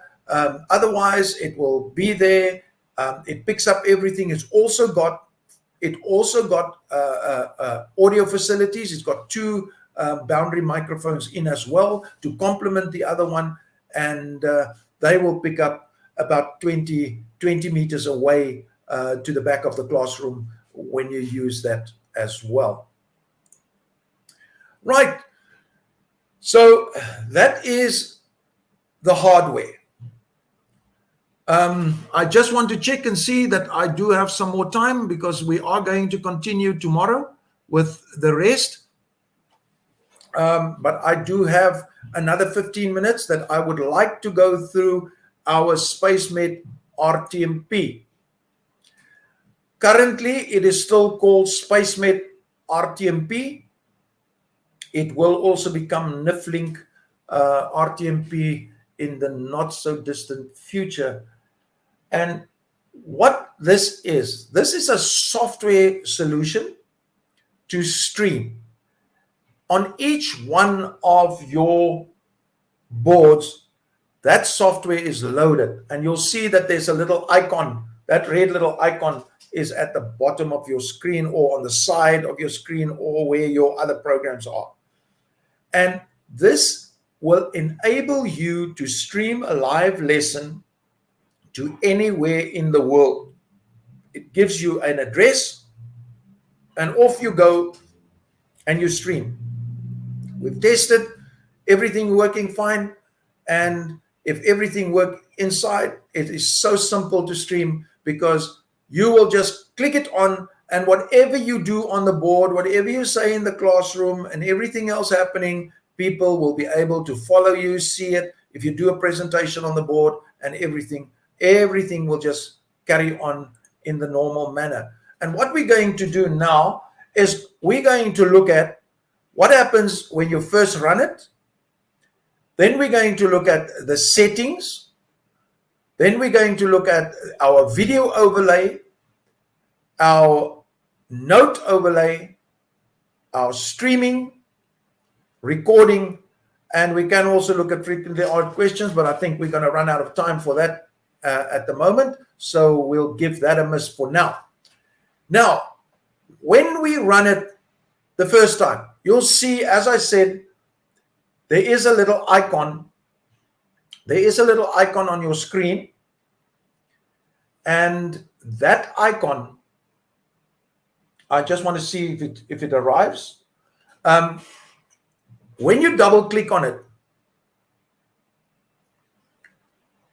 it will go into the bottom of your tray on the right-hand bottom side of your screen. Normally, we do this all in live demos, but mixing live demo and a presentation is a little bit more difficult in this case. So I've decided to try and do it in this manner for today. So you can either do it like that, or you can go into your normal menu system of your Windows, and you can just call it up and get it from there, and it will load. And then what you will see is that there will be a small little icon in the bottom of your screen appearing at the bottom right-hand corner in the taskbar. And that is called the tray icon. That is called the tray icon, and I've highlighted there in red. And once you've got that, you know that the software is now available for you to use. It is now loaded into memory. It is there. It is live. And this is very much like the way that you normally do your antivirus, your Kaspersky's and those sort of things. If you go to that tray, you'll see that, oh, there's the icon. It is busy checking in the background.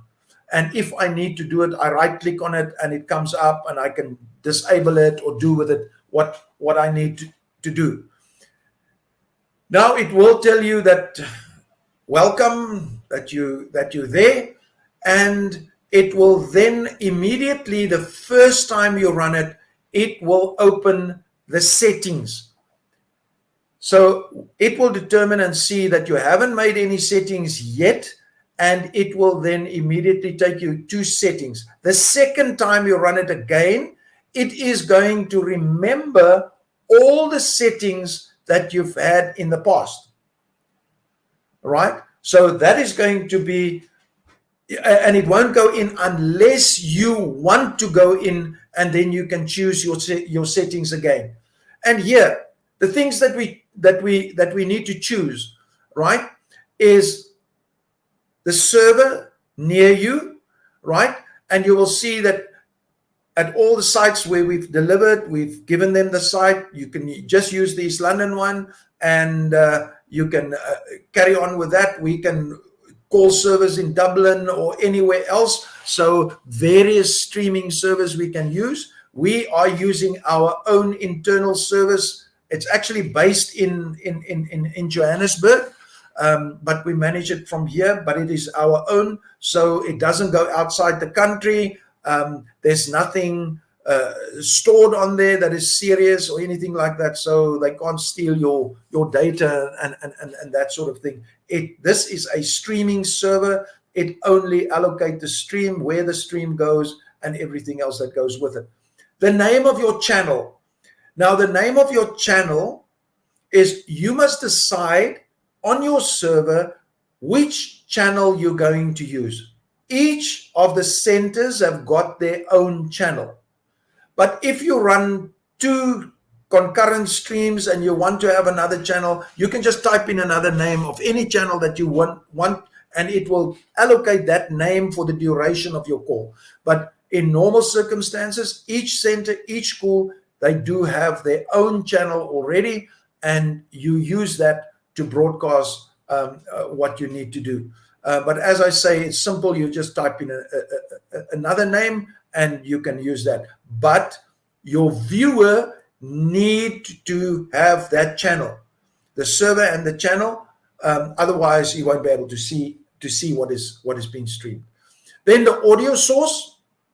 First of all, the video source. You can choose your video. If you've got multiple cameras connected to your computer, you can flick between them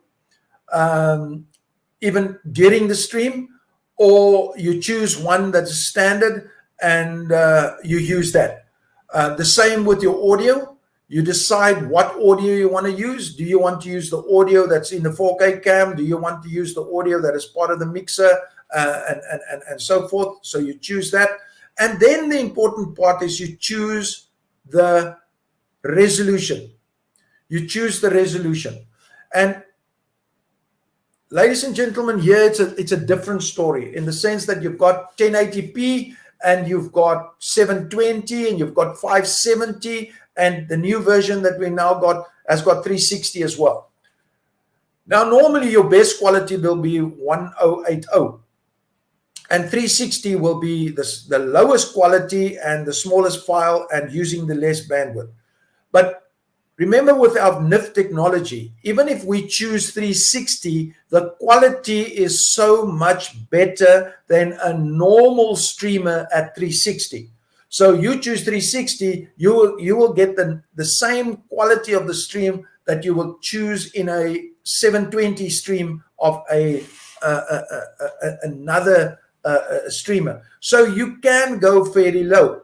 And one of the things that you must always look at too is when you choose your stream, make sure about your bandwidth, make sure about the quality of your connection. That is very, very important.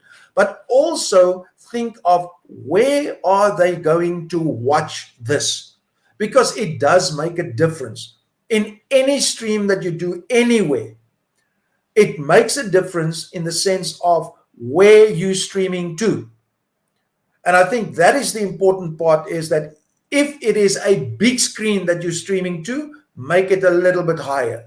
If it is only cell phones and computers, you can go to 360 only, and you won't have a problem. It will still go onto a big screen, but the quality will obviously be slightly less because it must be zoomed in now to make it the full screen. So just take note of that. It is quite important. Then our next step is obviously our video overlay. When you choose your video, you will go in there and you will say on your settings, you have chosen a video source. And now what you do is you say, show that video source. Right. So if you want to have your screen plus the video, like if we look at our side, I'm sitting there in the corner and in the middle is my presentation. You can have exactly the same thing with you in one of the corners, anywhere, somewhere, small, medium, or large, and have that plus whatever is happening on your screen as well. So if you do a presentation, you have those two video sources like we currently have here. Then our next step that we're doing is our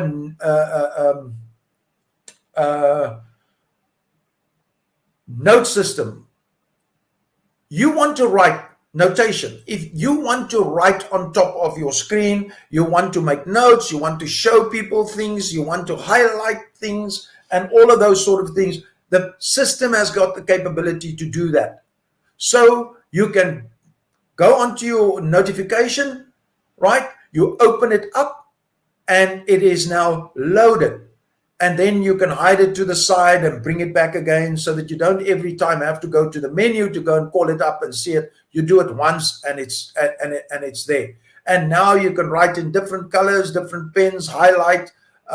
You can take pictures and everything. We'll get to that, what it can do in a short while, which is actually just now. Here, there's a bar that is coming out from the right-hand bottom side. It's hidden on the side, and there's a little arrow, and you click on that arrow and it pulls out your menu. And now there you can choose different things. You can choose different color pens. You can choose highlighter. You can erase. You can have a drag mode where you drag the things around. Your normal mouse activity is if you look at that little arrow and 9. If you click on that, then your mouse is normal. You don't have a pen with you or anything else with you. Then number 10, those lines, that is the thickness of your line. So if you've got your red pen and you want to make it thick, you can choose what thickness you want.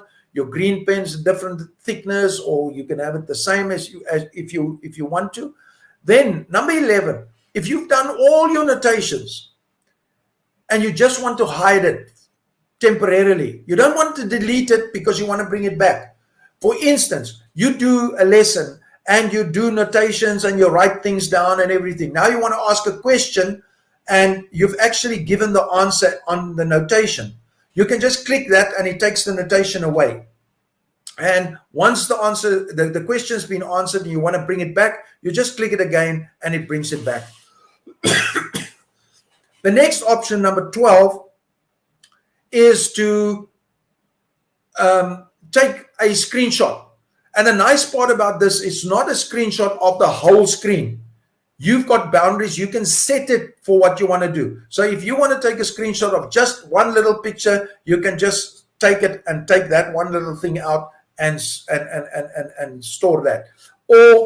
And it saves it automatically in a directory SpaceMate at the moment in your picture directory.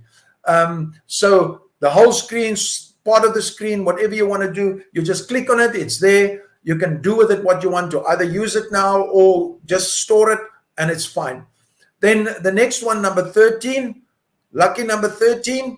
If you made a mistake, you click on that and it comes back. If you deleted something by accident and you want it back, you get it back. If you've done something stupid and you want it not back and you click that, it's going to come back.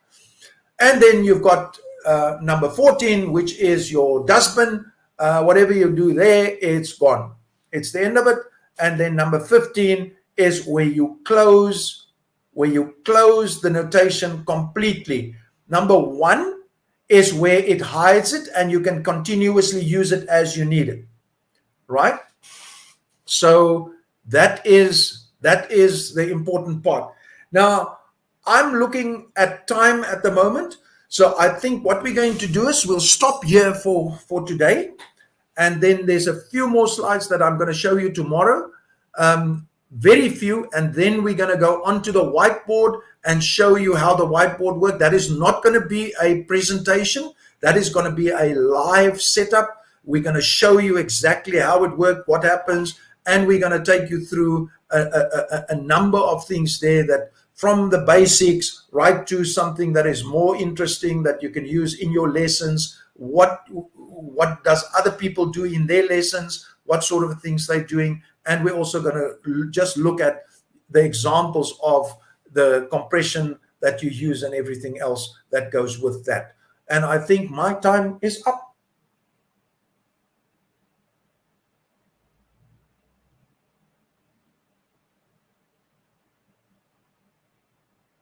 Thank you so very much, Marius. That was such an informative session.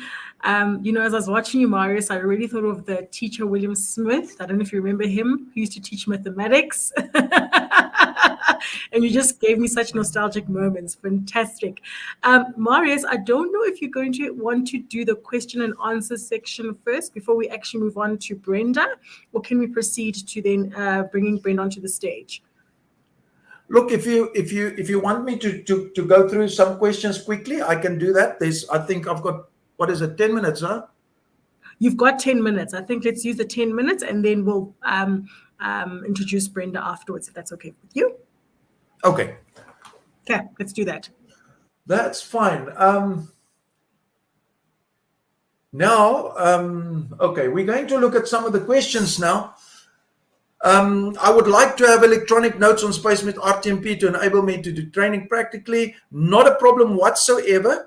It is also on the screens, but I will definitely also make it, I'll check and see and make it available again. And my email address is just marius@spacemet.co.za. And if you need it, I will definitely send it to you. I do have it in electronic format, not a problem whatsoever.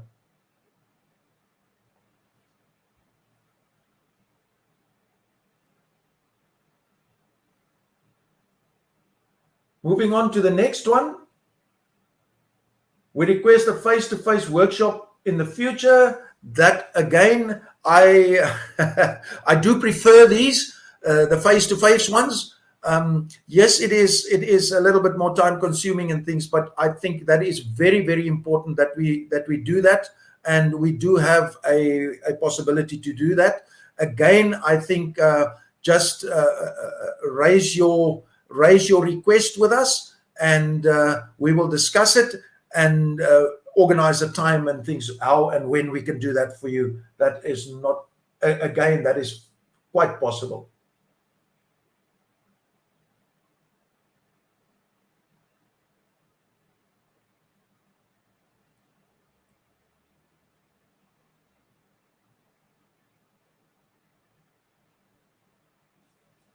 Right, the next one, I'm a little bit, the psychosocial Bright Sky, I am not 100% sure in what format it is, but if it is at all on a web-based program or anything like that, the hardware is fully capable of accessing any of those. Right. So if there is licensing involved and that sort of thing, you can get the license, log in, and then use it and share it from there on. That is not a problem. But there, I think we just need to talk a little bit more, because I am not sure on what platform some of those are. But some of the other programs, if it is, and one thing is that don't just think that you can send a stream. You can also receive a stream.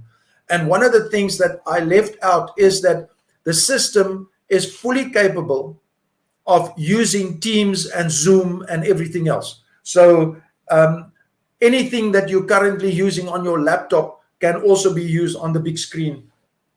So that should not be a problem at all.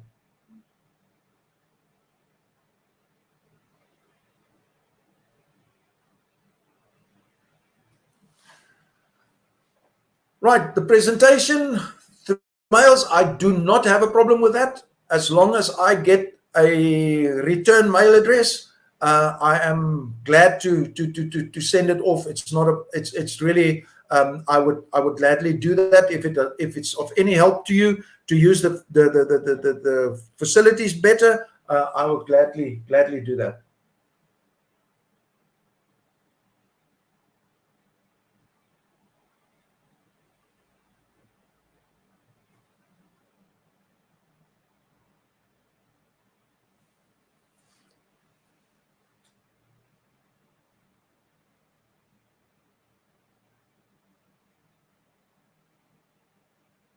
Right. I think that an online activity needs to be included in the program of assessment from foundation phase, so that educators will be acquainted to integrate ICT in teaching and learning. I agree with that. You know, it is quite important that we do that. And I think if there is nothing of that, some people will use the board inside their classroom or inside the center only, and because it is not organized to send it to other places, that very vital part goes to pieces. And we will be very glad to assist you in that if you do want something like that, we can discuss it and come up with a good idea of how we can do that.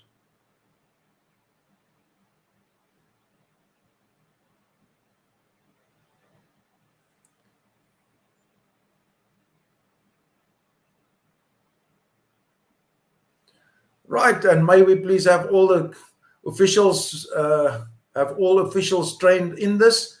We are definitely busy with that. And here, ladies and gentlemen, I must say, I think Johanna and her team is actually taking this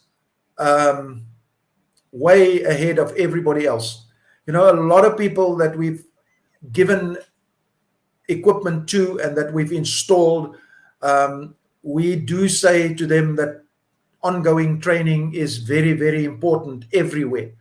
And, you know, money is always an issue and things are always a little bit of an issue because we're trying to get in as much as we can and that.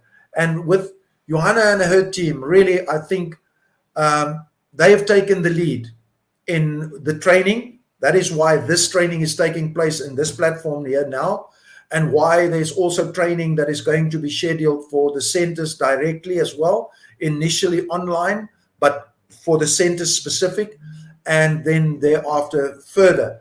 And really, I think all of you can give a clap to Johanna for that initiative. I think it is something very special.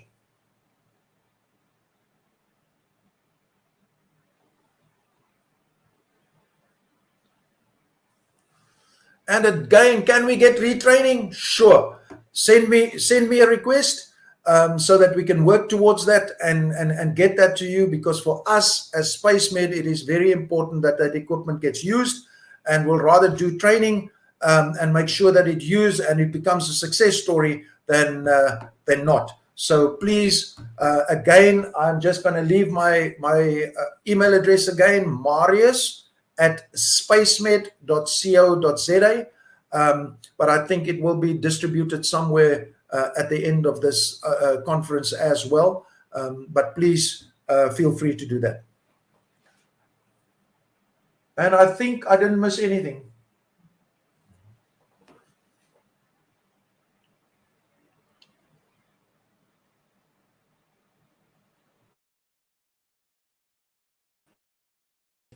All right. I think that brings us to the end of your Q&A session, Marius, with the group. Thank you so very much for that very informative and educational session. I love what SpaceMed is doing, and you guys must continue doing the amazing work you're doing in the digital technology space and education.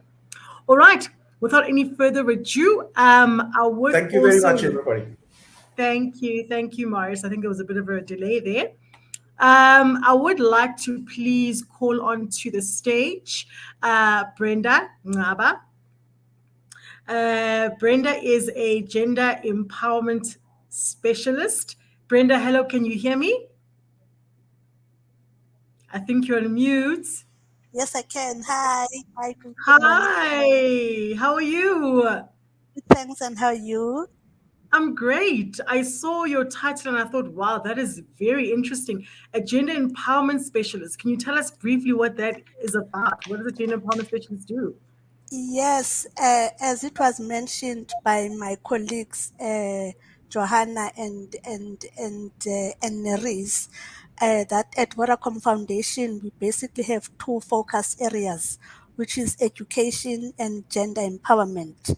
Under gender empowerment, of course, we've got volunteerism, of which Nerys is responsible for, and I am also responsible for gender-based violence programs as well as female farmers. Okay. And I see the female farmers ties into the gender empowerment portfolio. Okay. Yes, female farmers speaks to the gender empowerment portfolio as well as GBV, gender-based violence, because we have a program where we train survivors of victims of gender-based violence on digital literacy, on ICT skills. I love that. Well, let me not take the shine away from you. Brenda, this is your stage. Please proceed forward with sharing with us your presentation. Okay, thank you so much. Rich, can you please share the presentation?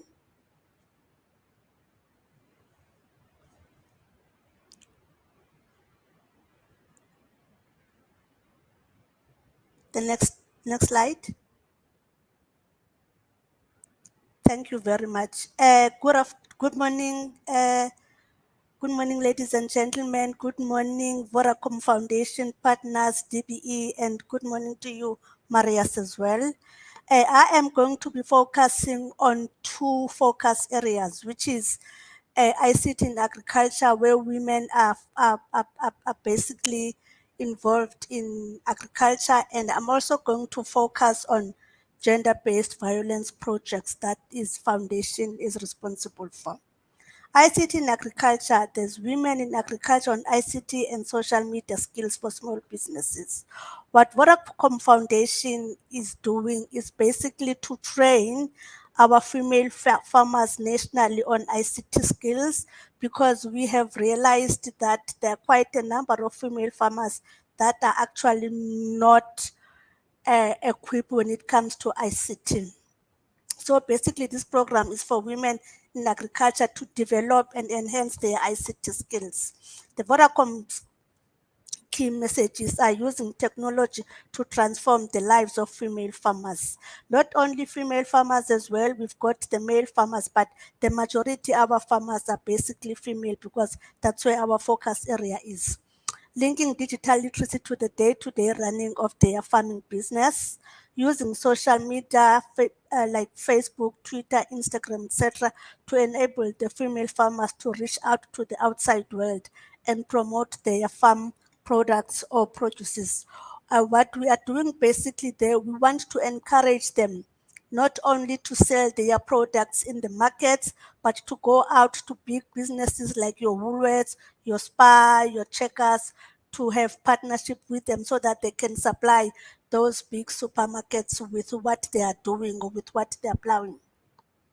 To provide female farmers with the necessary tools and resources like financial literacy, business plans, to establish themselves as valuable contributors to the South African agricultural industry. Next slide, please. As you can see there, our training takes about 5 days, Monday to Friday, from 8 o'clock until 4:30, where we train our female farmers on ICT skills, as I've mentioned in the previous skills. If you look at the picture on screen, you can see that the farmers are busy training. I think this is one of the teacher centers in the Northern Cape. Next slide, please. Okay, as part of the training, we normally take pictures of what the farmers are producing. You can see that there's young and old and middle age female farmers busy showcasing their products on the farming industry during our training. Next slide, please. Okay, here I am going to talk about Connected Farmer app. Connected Farmer app, next slide, please. Okay, Connected Farmer app, basically it's an app which is done by Mezzanine, where it provides an online market where farmers can sell their farming outputs and businesses can provide the critical inputs and serving farmers' requirements. This platform has the capacity to connect farmers nationally in the most rural areas to a range of services and product providers. During the input furnaces, buyers and insurers that are ordinarily faced with challenges in engaging and trading with this segment at scale.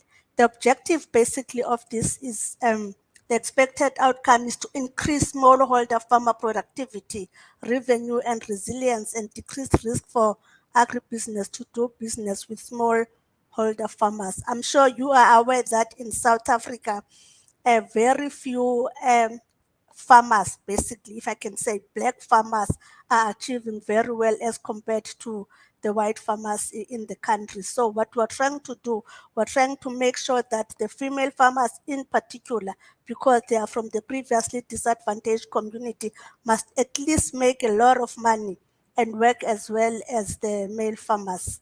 I'm going to play a video where some of our female farmers in Limpopo were actually being trained on how to use the Connected Farmer app. The first video, please. Thank you. Because of Vodacom, our partner. You know, it has improved our lives as farmers, especially women farmers. It has taken us to another level. We are now busy with Connect the Farmer.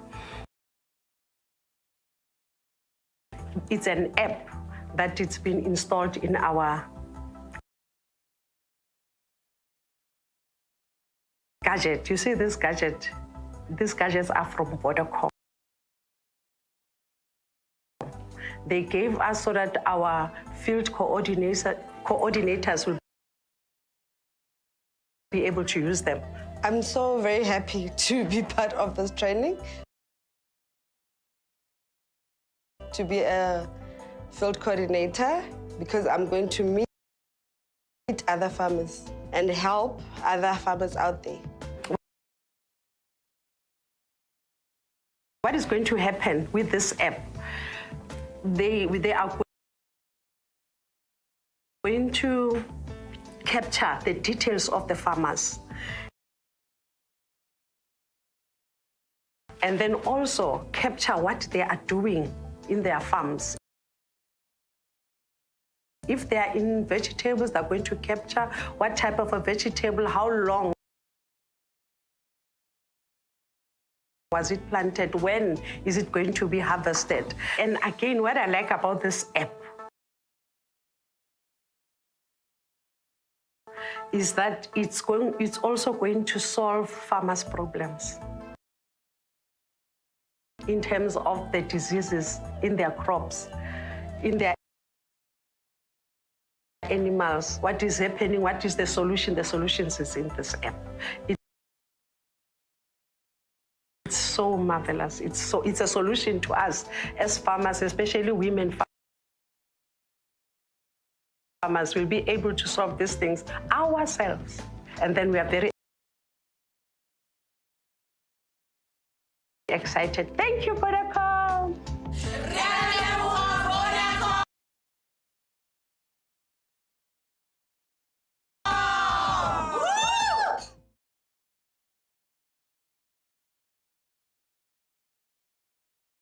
What could have happened there.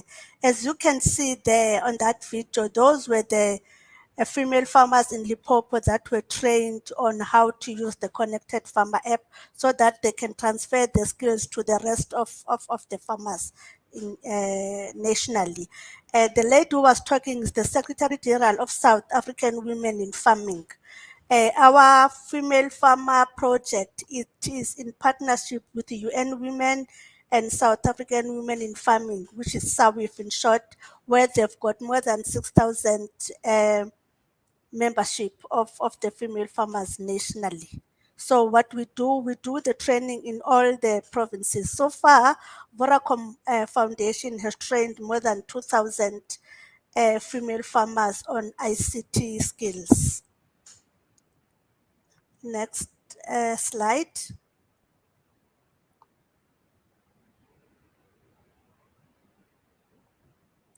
Okay, so in this case, I am going to talk about gender-based violence program. As I mentioned before, that our focus areas ICT, women in agriculture, and then gender-based violence program. Our gender-based violence program is basically focused on victim empowerment.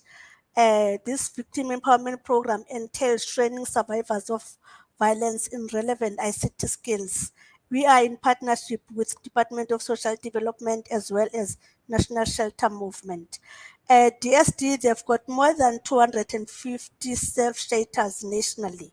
So our role basically there is to ensure that the survivors of victims that are at the shelters can at least have a skill. We basically do a basic computer skill, just how to switch on your laptop, how to write your CV, how to Google, how to send your CV to respective places. Because what we have discovered is that there are survivors of victims that are sheltered at the centers for more than 2 years and they do not have skills. And when they get out there, they still don't have skills and they don't know what they're doing or they don't know what they will do. And as a result of that, they will end up going back to their perpetrators. So we came with the idea that, you know what, I think the best thing, let them, whilst they are sitting there doing other skills, let us do and make sure that we are training them on how to use your computer, how to write your CV, how to send your CV. So that's basically what we are doing. The next slide, I will be showing you a command center. We've got Gender-Based Violence Command Center. Where where it's a 24-hour call center, which is situated in Pretoria. I am going to show you the video, but after the slide, not now. And the other app that we are having is called Bright Sky app. Bright Sky app basically is a free to download it on any, whether you are a Vodacom subscriber or MTN or Cell C, it's okay. It's zero rated. It is not only meant for survivors or for victims. It is meant for all the women that are exposed in violence. Or if you know somebody who's actually being abused by the partner, you can download that app. It's called Bright Sky app. It's easy. I think you can do it now if you are able to do it. And this Bright Sky app, it has a lot of information on how to be aware that you are in an abusive relationship, because sometimes you would actually not aware that you're in an abusive relationship. You think that your relationship is normal, only to find out your relationship is basically not normal. So this Bright Sky app, it has three languages. The first language is English, where we've got 7,993 subscribers that are using the Bright Sky app. The another language, it is Zulu, where we've got 980, and the other language is Sotho, where we've got 267. Look, this app was only introduced to Vodacom last year. So already we've got far more than 9,000 subscribers that are basically using the Bright Sky app. So anyone is available, anyone is okay to access the Bright Sky app. When you access it, you will actually think that it's a weather app, because we felt that we need to make sure that if you're sitting next to your partner is harassing you and you want to know where to go, you can just open that app while you're sitting next to your partner, and your partner will not even be aware that you are busy with the GBV Bright Sky app. She will probably think that you are busy looking at the weather, because when you look at it, it comes out as a weather forecast. The next slide, please, which is the video. Oh, the video, sorry. Hi everyone, my name is Tidi Mugoma. I'm a rabbit farmer. So we're based in 24 Pamitfontein, right here in Polokwane, Limpopo, South Africa. So what made me to love rabbit farming is that I saw a gap and an opportunity in the market, and I got intrigued about this product where people are not paying attention to, and yet it has all high nutritional content in it. So my dad suffered from cancer, and his doctor prescribed for him to eat rabbit meat because of the psyllium in it. It's good for cancer cells. But we couldn't find it anywhere in the market. And, you know, for me, ever since growing up, I got intrigued of why would the doctor prescribe meat for my dad to eat for a cancer patient. Anyway, because I grew up on a farm, we farmed chicken, we farmed crops. For me, it wasn't challenging. It was just the day-to-day basis. There was nothing, you know, to write home about. But whilst growing up, I thought to myself, rabbit meat. I couldn't even find it anywhere ever since I was young. So my background is into finance, right? I work for SARS, I work for Gambling Board in the finance world. But the numbers for me, they were just a bit too much. I just felt like I need to, to be in nature. I need to be a farmer. I need to go solo. For that, I needed to build the legacy for my kids. Because farming was something that I grew up with, it wasn't far-fetched. Then I entered into farming. So my first project was composting. Now in composting, there were like the best ingredients to start. It was horse manure. But I was like, where am I gonna get horse manure? Then, as I was researching, I found out that rabbit manure actually is even better than horse manure. Then I was like, there goes that rabbit again. I must go look for it. So I started doing my research thoroughly. Then I went to a pet store. I bought myself one rabbit. And then ever since, I've learned how the rabbit eat and how it goes about. Then I got my first stock. So what we feed our rabbits is pellets. We feed them natural contents. We give them fresh food. They eat about 100 grams per day. They're quite easy to manage. They're not like chicken, they eat the entire day. They're quite low, they don't make any sound. You won't even tell that they're in your backyard. They take small space, they save the environment, they don't compete with humans for food. I just love rabbit farming. It's still a niche market that is still untapped in Africa, but Kenya, Cameroon people, in international markets, they do love rabbits and they know about it.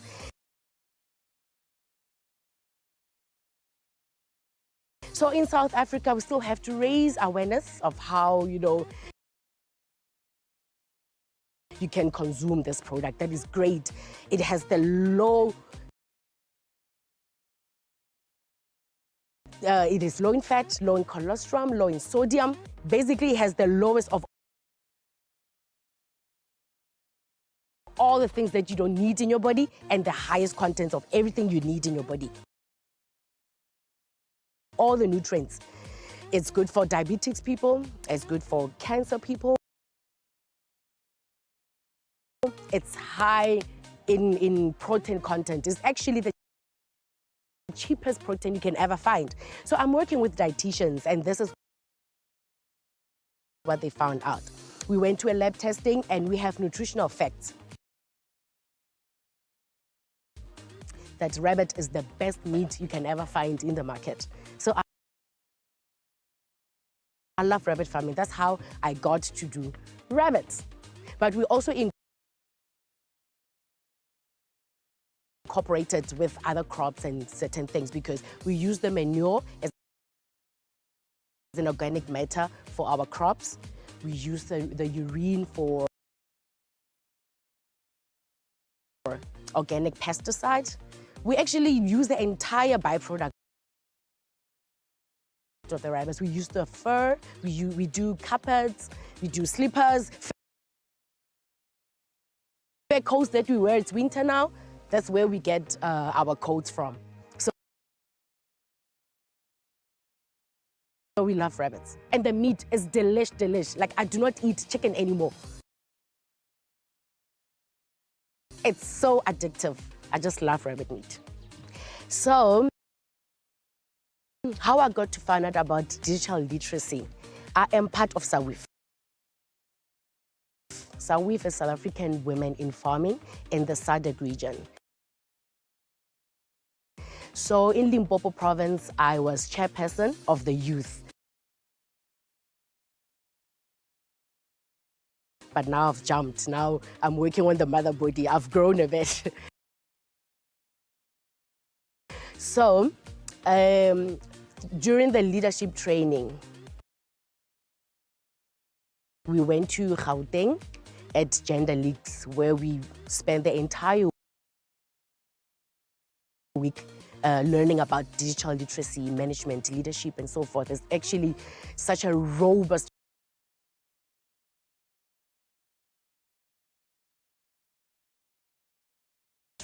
experience that we've learned from that training. And, you know, I believe that digital literacy has helped us a lot in our business, because now in the 21st century, technology is the most important skill that you should learn, especially in this increasing digital world, particularly in running the farm, running the business. It's so effective and effortless. So how we apply what we've learned is that in terms of reporting, financial reporting, marketing, and even production in our farm, because production-wise, it helps us in terms of we list the history of what we do on our farm, how we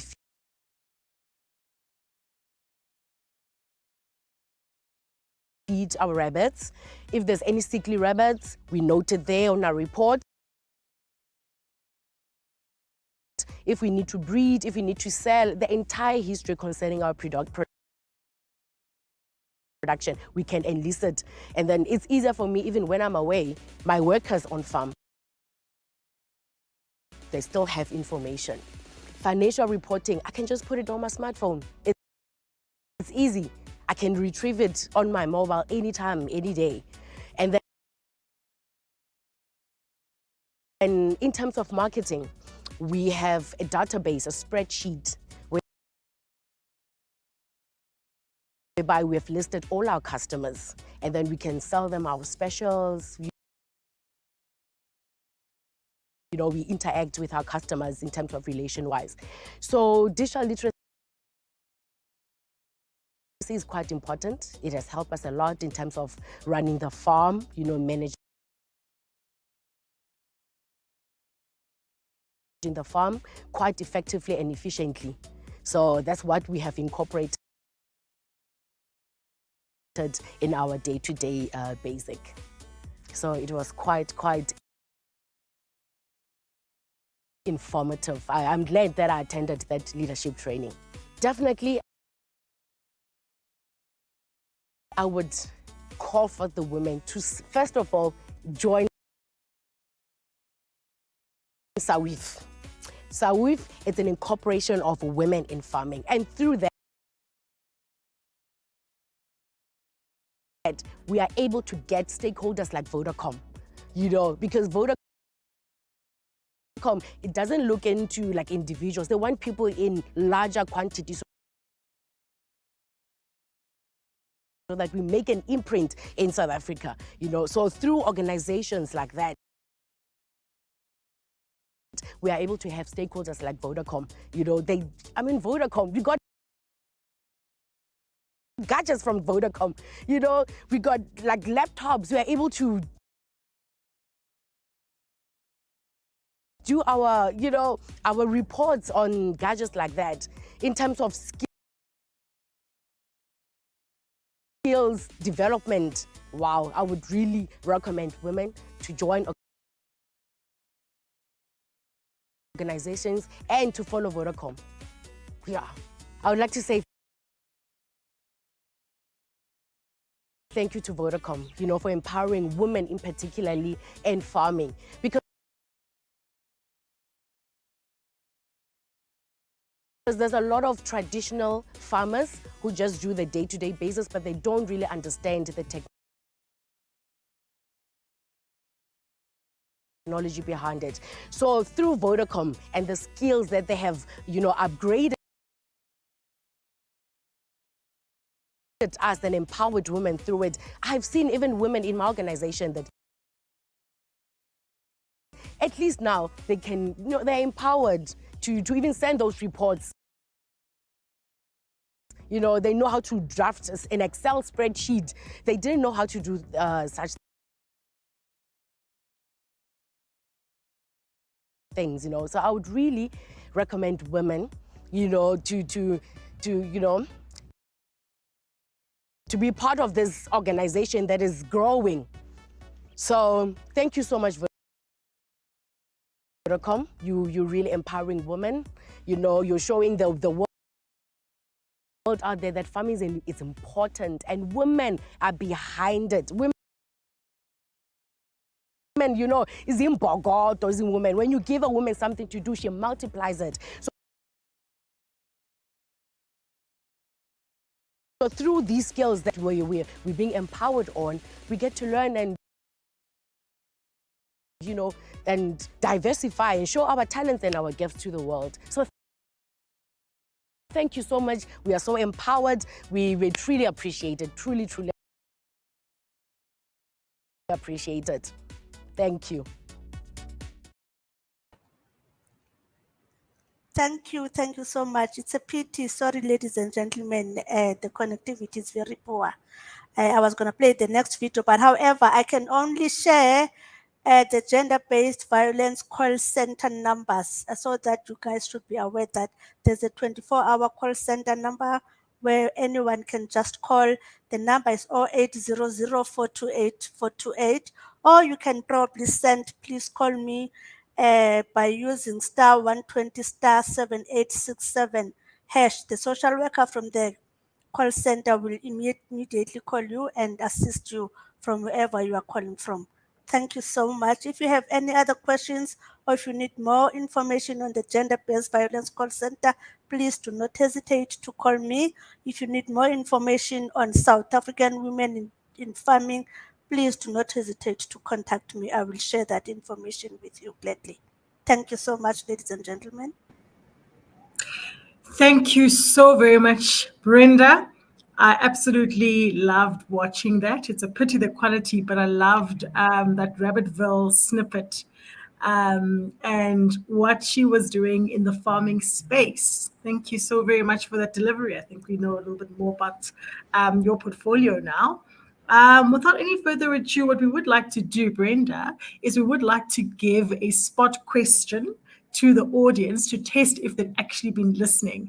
Now, what I'm going to do is I'm going to base my spot question on what Brenda had said and not necessarily on the videos. It would have been great with the videos, but because of the quality, my spot question is going to specifically be based on what Brenda has said. And it's very easy, mind you. Okay, the question is, what does SA WIF stand for?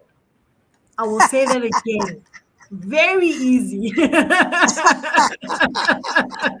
Super easy. I mean, come on now. SA-WIF, that is SAWIF. What does that stand for? If you will kindly please. So easy. Please drop your drop your answers on the chat pane. And the person who has got that answer correct first will receive a prize. Okay, I don't think we're going to announce it as yet. Rich, do we announce it at this point or do we announce it maybe before I give the lunch cue? I also have another question. What is the number for the GBV call center that I've mentioned? Yes. Okay. Oh, wow, Jeff. Hey. Don't say it out loud, Brenda. We're going to announce it at the end of the day. End of the day, yes. Not yet. Okay. End of the day. Okay, fantastic. So while you are popping in those answers in the chat pane, I think we're going to also play a little word game before we break away for lunch. Brenda, I thank you think again. Andre once has a more. question. Okay. Yes, Andre? No, I think she was just, that's just, no, we only have one. No, what she was indicating, Brenda, is that we can only ask one question for the session. So, yeah, I think we'll just keep it at that. Okay, so let's play the game now. Yeah. I did mention earlier on that we're going to be playing some really cool games. Let me explain quickly how the game works. All right, so there's going to be a word search game on stage. Okay. What I need you guys to please do on your side is that you need to make sure that you find all the words that are listed at the bottom of the board and meet this challenge in the shortest possible time. Yeah, so you'll see the board game pop up, you'll see the words are at the bottom, and you will then have to then select the words as they appear on your side. The person to select the most amount of words and the time allocated will then be the winner. Okay, what I will then do is that as the words appear, I will say them out. Okay, but the job on your side is to find these words. Okay, the words should be appearing at the bottom. You will then get a prompt on your chat box, and then the game will begin. I hope that is clear enough, everyone, so we can begin the game. Okay, as I wait for my screen to load, without any further ado, on your side, let the games begin. Okay, I see the word education. I see the word teacher.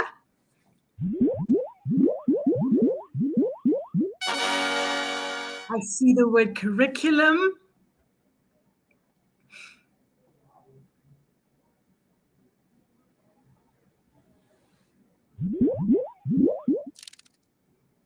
I see the word skills.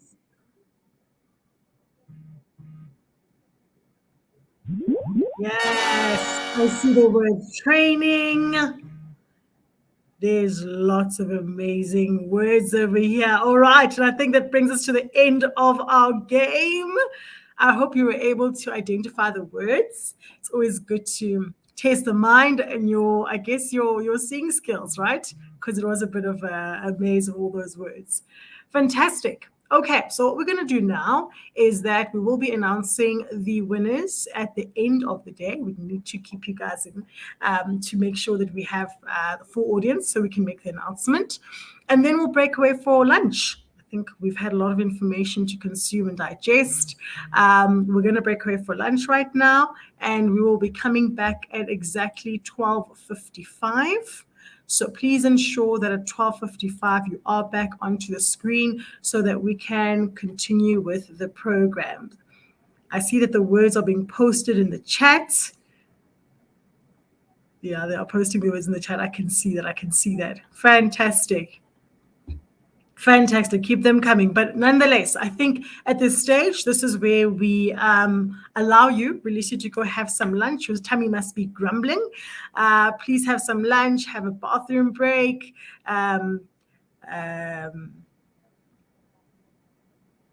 Oh, is that what you mean, Andrea? Okay. So what seems to be happening is that there was a little bit of a misunderstanding in terms of how the game needs to be played, right? It's not necessarily about posting the words on the chat pane. You were actually supposed to play the game. What I need you guys to do is that I need you to scroll down to the screen to find the game. It's just that on my side, I'm not able to see once you actually have. Andrea, just cue me, please, to let me know if the audience actually has found the game, because I can't really see on my side. But just to reiterate, colleagues, you need to then scroll down on your chat pane to initiate the playing of the game, because you need to actually play the game. And actually playing the game constitutes you highlighting. This is going to specifically be under the video feed. It's just a pity that I cannot see the two-way chat at this stage. Are we winning? Let me just quickly check. You need to look into your video pane. and then play on the video pane. My apologies, play on your video pane. That's where you'll be able to actually highlight. But make sure you scroll down the page. That is critical. Scroll down the page under the video pane.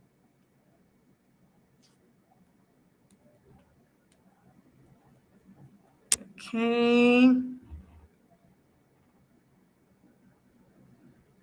Let me just check.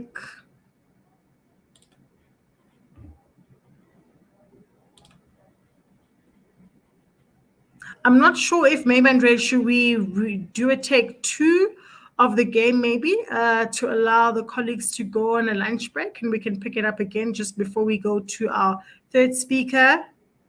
Okay.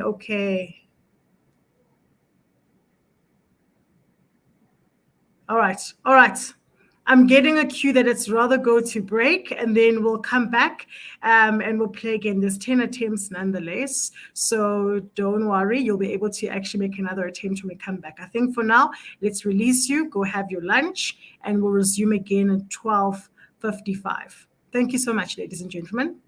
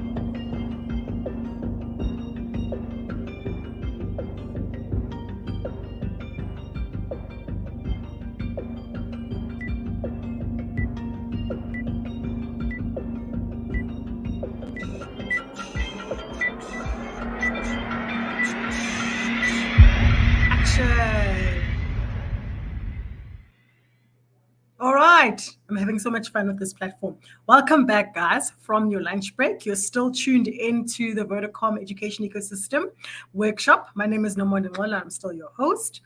I just wanted to reiterate, guys, just before the break, a few things, right? In terms of the game, it was still going on in the background. But what you need to always be cognizant of is that you need to be able to scroll down. I see there was great participation. I think 117 people played the game, which was awesome. But just be cognizant of the fact that it is you scrolling down underneath the words. Okay, just had to mention that. So when we play our next game, you're able to be a little bit familiar. I know, fair. All right. Our next guest today is Mr. Oliver Kongolo. He is a solutions architect from the business IoT.next. Oliver, do you mind coming on to the stage?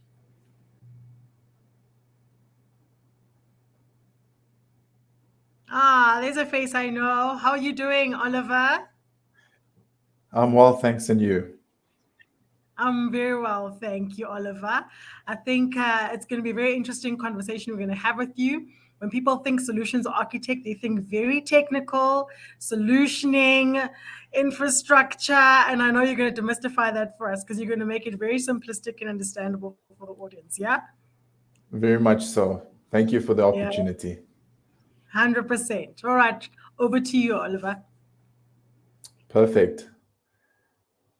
Okay. I'd like to start with a story. I remember the first time I got my very own computer. I was probably like 9 or 10 years old at the time. My mother had just bought a secondhand computer from an auction. And with auctions, you know, you buy it as is. When we got home, I couldn't wait to plug it in and to see if it actually works. Back in the day, computers were really slow, so it took like 10 minutes to fully load and get to the home screen. All I ever wanted was to play games. During that time, computers were mainly used to type documents or send emails. Not many people really use computers for educational purposes. Being exposed to technology at that age made me more inquisitive on computers, and I wanted to learn as much as I can. Over time, when something didn't work, I learned to fix or replace the different parts of the computer, whether it was the hard drive, the RAM, or the processor. It was all a hobby for me growing up, a fun one. When we fast forward to today, technology has evolved so much that many of us rely on some sort of technology in our daily routines. For most of us, it's our smartphones. This tool essentially has made our lives a lot easier. A lot of things have become convenient due to the access that our smartphones give us. I believe that if you have a smart device and an internet connectivity, you essentially have access to the world. Good afternoon to you all. My name is Oliver Kongolo. I'm a solutions architect at Vodacom. And just something about me that I'm quite passionate about technology. And I work in a department called IoT. So what is IoT, you ask? IoT is the Internet of Things. Now, what that simply means is that we try to connect everything to the internet. You may be familiar with with connecting to your smartphones or your laptops or tablets or even your TV to the internet, but we actually go beyond that. In IoT, we're able to connect all sorts of assets or various devices at home, such as your fridge, your washing machine, your cameras at home, or for your business, provide you intelligent access control, automate machines or processes so that there's little or no human intervention. So that's a bit about me. So I'd like to briefly talk now about where we are in South Africa with the adoption of ICT. So please bear with me. I may use the terms ICT or technology interchangeably. South Africa has 13 million learners, 400,000 teachers, about 26,000 schools, and about from the 26,000 schools, almost 2,000 of those are independent schools. I read an article the other day that said that South Africa has one of the most unequal school systems in the world. On the one side, there are functional and wealthy schools, and on the other side, of which 85% of our students attend, are poorly funded and unfortunately dysfunctional schools. Apart from the inequalities in schools, literacy is really the foundation of where all learning is based, especially in the early stages, where many learners get left behind. Someone once highlighted that the quality of an education system cannot exceed the quality of its teachers. So the task is quite clear. We really need to improve the skills of our teachers. We need to empower them and support them. It is also worth noting that every day teachers and principals do their best with the limited resources that they have to continue their battles to transform their schools. Now, South Africa is one of the countries in Africa that has over a decade of accumulated experiences from various ICT projects and programs. Learning institutions are continuously testing ICT models on teacher training and optimal usage of these ICT tools to improve learning. Now, I'd like to maybe touch on some stats on the presence of computer labs and the connectivity that we have in our schools in South Africa. According to the National Education Infrastructure Management Systems, on average, we have 41.8% of our schools equipped with some form of a computer lab, and about 20.3% of schools have internet connectivity for teaching and learning purposes. Please note, for teaching and learning purposes. So therefore, we got a lot of work to do here. There's also been initiatives such as introducing coding, robotics in primary school, as well as ensuring the provision of digitizing learning resources. NPOs such as Cybono have assisted government and offer a broad program of science and technology-related events, activities, and programs for both the general public and the school community.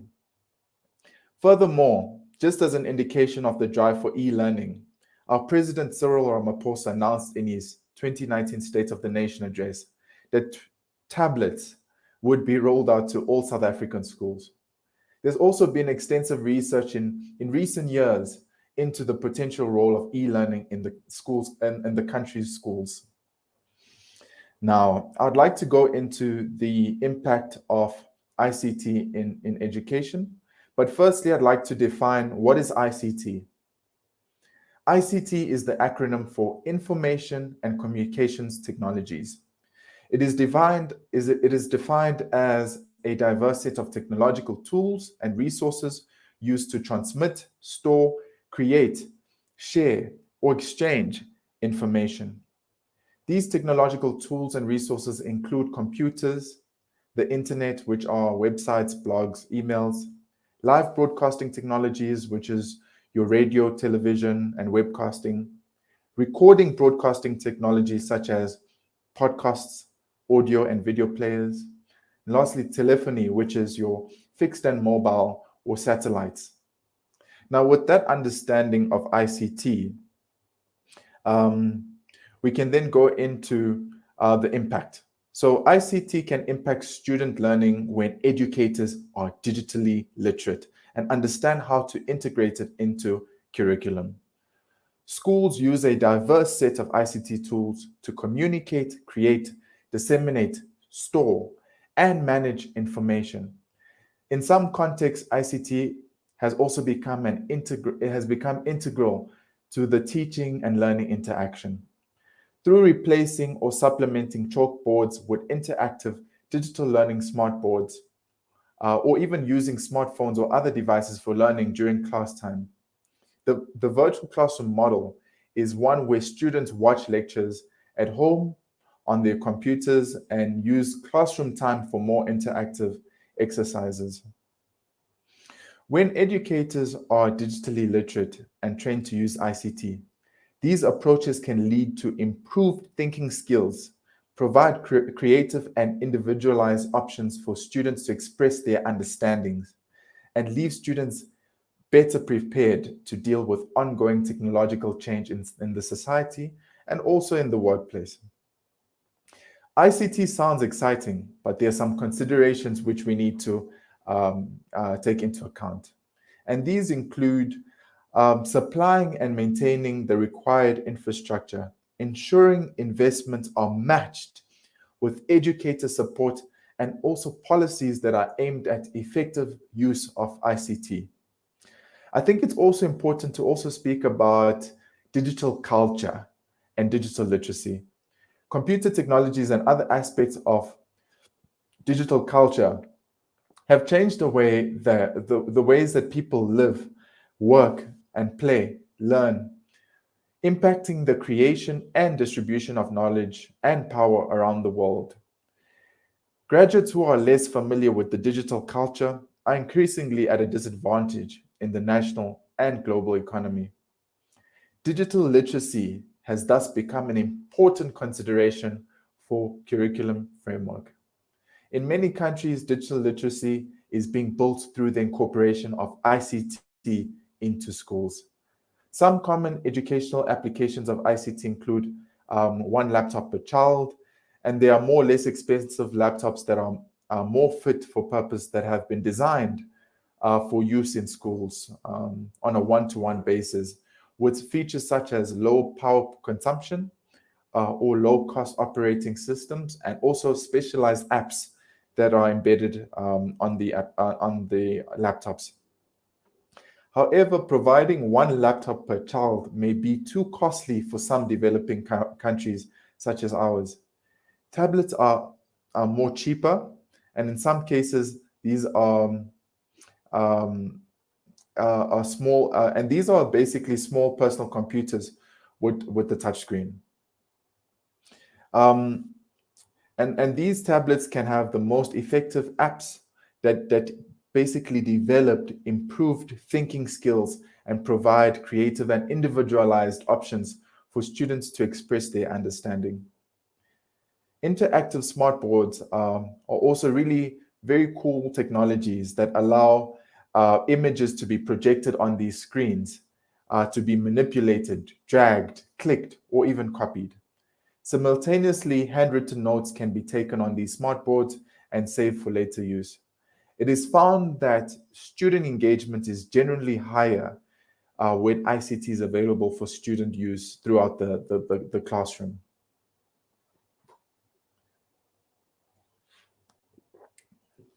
In terms of ICT and teacher professional development, teachers need specific professional development opportunities in order to increase their ability to use ICT for formative learning assessments, individualized instructions, accessing online resources, and fostering student interaction and collaboration.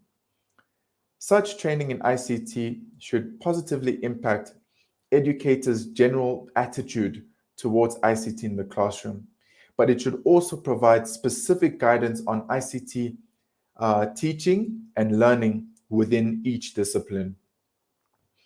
Without this support, educators tend to use ICT for skill-based applications, limiting the student academic thinking.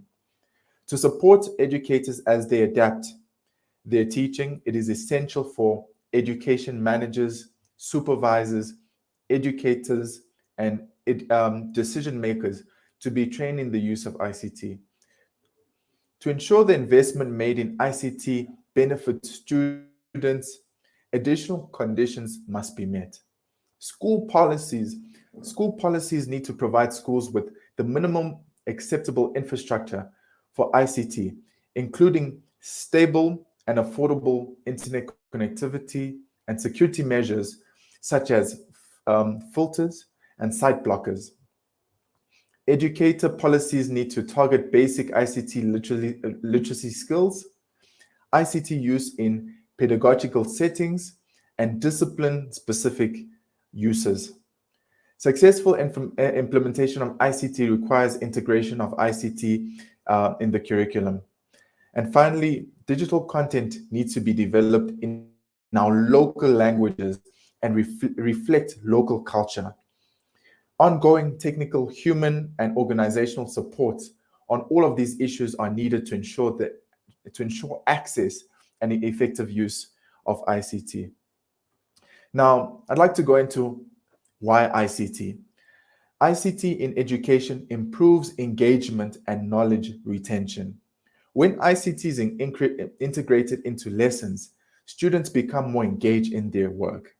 This is because technology provides different opportunities to make more fun and enjoyable in terms of teaching the same thing in different ways.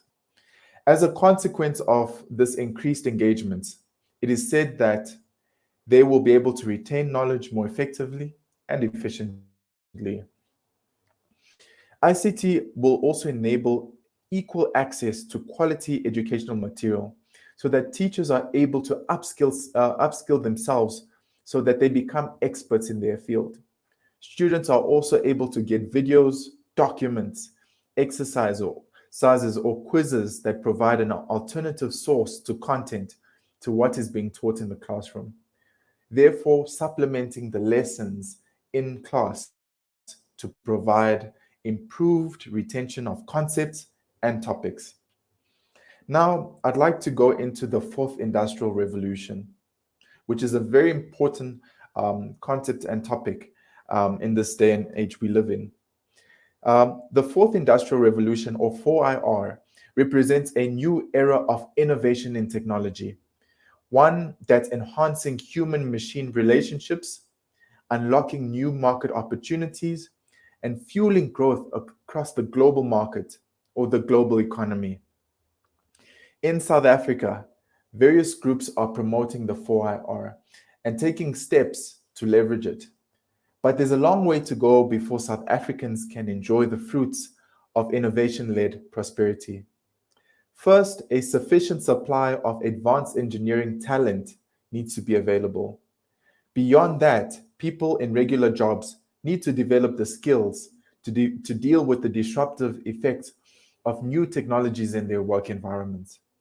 The future of South Africa's education system is an important consideration in its journey towards the 4IR. Digital technologies have the potential to vastly improve education, and they've become key to mitigating the learning disruption caused by COVID-19. We're entering an era of technological empowerment, but in order to benefit from the many solutions 4IR technologies offer, we need to address the widening professional skills gap. So what is 4IR?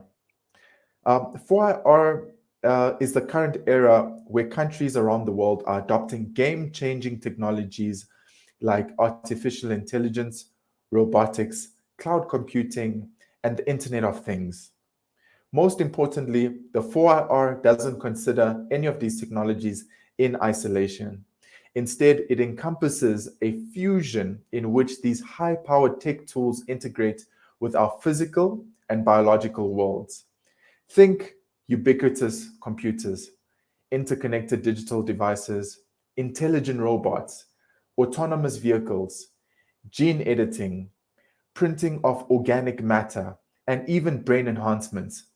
An effective way of understanding what the 4IR is about is to consider it in the context of the previous three industrial revolutions.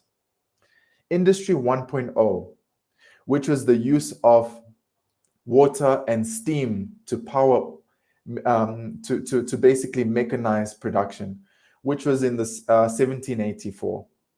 In Industry 2.0, which was the introduction of electricity, which enabled mass production.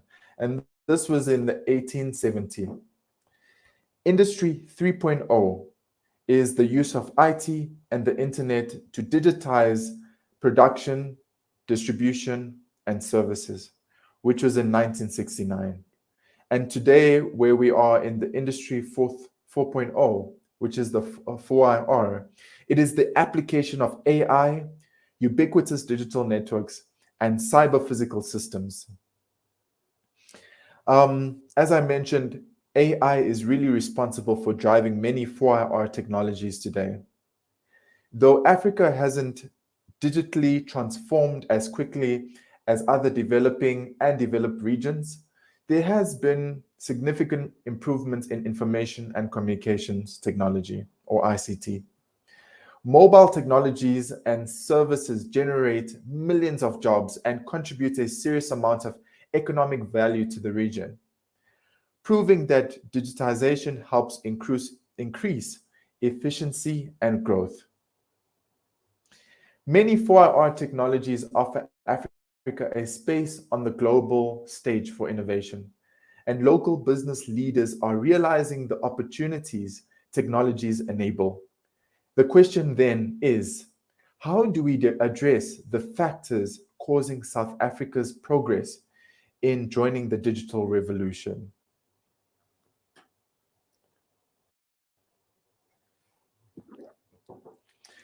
I'd like to then speak quickly about COVID-19's impact on digital transformation. The COVID-19 pandemic has devastated a multitude of industries, but it has also forced the many organizations to really rethink the way they operate by digitally adapting to the new circumstances. A large majority of our public schools are not equipped for remote learning and teaching. Schools and teachers have had to come up with creative ways to teach and ensure continuity during the pandemic. We've seen how WhatsApp has not only become a communications tool, but has also been used to disseminate information, educational material, or even hold classes online with its video conferencing capability. Schools have been forced to embrace technology. Some private schools were already ahead of the curve, already ahead in their digital transformation journey, and were notably better prepared for the disruption as they were already practicing remote teaching and learning. Many 4IR technologies helped schools shift and adapt for the remote teaching and learning. And it's these advancements that have again shed light on the digital skills needed by professionals in order to basically make use of the ICT equipment that we may have at our disposal. Our South African government has also committed to a detailed proposal for catapulting the country into the 4IR. And the Presidential Commission's recommendations are as follows. 1, to invest in human capital development. 2, to create an artificial intelligence institute. 3, to secure and avail data to enable innovation. And 4, build 4IR infrastructure. The president also mentions that as a continent that continues to be impacted by historically low levels of development, Africa can and must take advantage of technological advances to industrialize, pursue inclusive growth, and attract investment. His aim is to have the nation fully harnessing the potential of technology by the year 2030. But in order to do so, we'll need to respond with agility and purpose. Just some closing remarks. If I lost you along the way with all these buzzwords, I'd like you to remember this. If we as a country would like to stay competitive in the digital economy, we really need to embrace technology in education. We need to see it as a tool to make our lives easier. We need to support ICT programs and initiatives. The stakeholders from our public sector, private sector, our parents, our teachers, our students should continuously collaborate to come up with ways in which enable us to work together. And that's what I'd like to really leave you guys with, and I hope you remember the last 4 points. But before I close, I would like to mention a quote from an author by the name of George Couros. And I think it's such a powerful quote, especially in education, and I believe education scares many of technology scares many of us, but I guess we can't run away with it. But I think it really speaks to the collaboration between technology and people, and especially teachers. He basically says that technology will never replace great teachers, but in the hands of great teachers, it's transformational. And I just really think that's a very nice quote from George Quiros. And that's all I'd like to leave you guys with. I hope that was all. I hope that was insightful, and thank you for your time. No, absolutely. I think it was very powerful. I think you hit on so many notes, Oliver, in terms of digital transformation, 4IR. And it's interesting because I'm of the view that your quote was pivotal. You know, you need the platform and the infrastructure, which I think Vodacom is doing a phenomenal job in trying to invest in making data accessible to the masses in South Africa. But I think even more is teaching people to use, to adopt, to be open to. And that's when the transformation happens. So that was really fantastic. In fact, as you were talking, I was like, I'll probably need to have a chat with Oliver for my dissertation. Yeah, you were hitting on a lot of topics that I cover in my paper. So thank you so very much, Oliver, for that insightful delivery. I think we've learned a lot, and you've given us a lot of nuggets to think about. Thank you so very much. All right, ladies and gentlemen, we're going to be playing our next game. Thanks, Oliver. We're going to be playing our next game, okay? So pretty much the philosophy and the principles of the game are the same. We're going to require of you to please scroll down to the page, as I had mentioned earlier on, and you're going to play a picture search game, yeah? Basically, what you're going to do is you're going to find all the matching pairs and meet this challenge again in the shortest possible time. Remember, please, that we're going to announce the winners of each game, the spot prize, the game we played earlier on, at the end of the day. So please remain tuned because we want to make that announcement. Andrea, you will cue for me when the guys are ready, have begun actually pressing the play button and are actually in the process of, there we go. All right. One more thing I need to mention specifically about this game is that there should be an icon that helps you see specifically what the picture will look like. Yeah, because I see it's not the picture matching game, we're playing the puzzle. Is that right? We're playing the puzzle now. All right. So I think what's critical if we're going to be playing the puzzle and not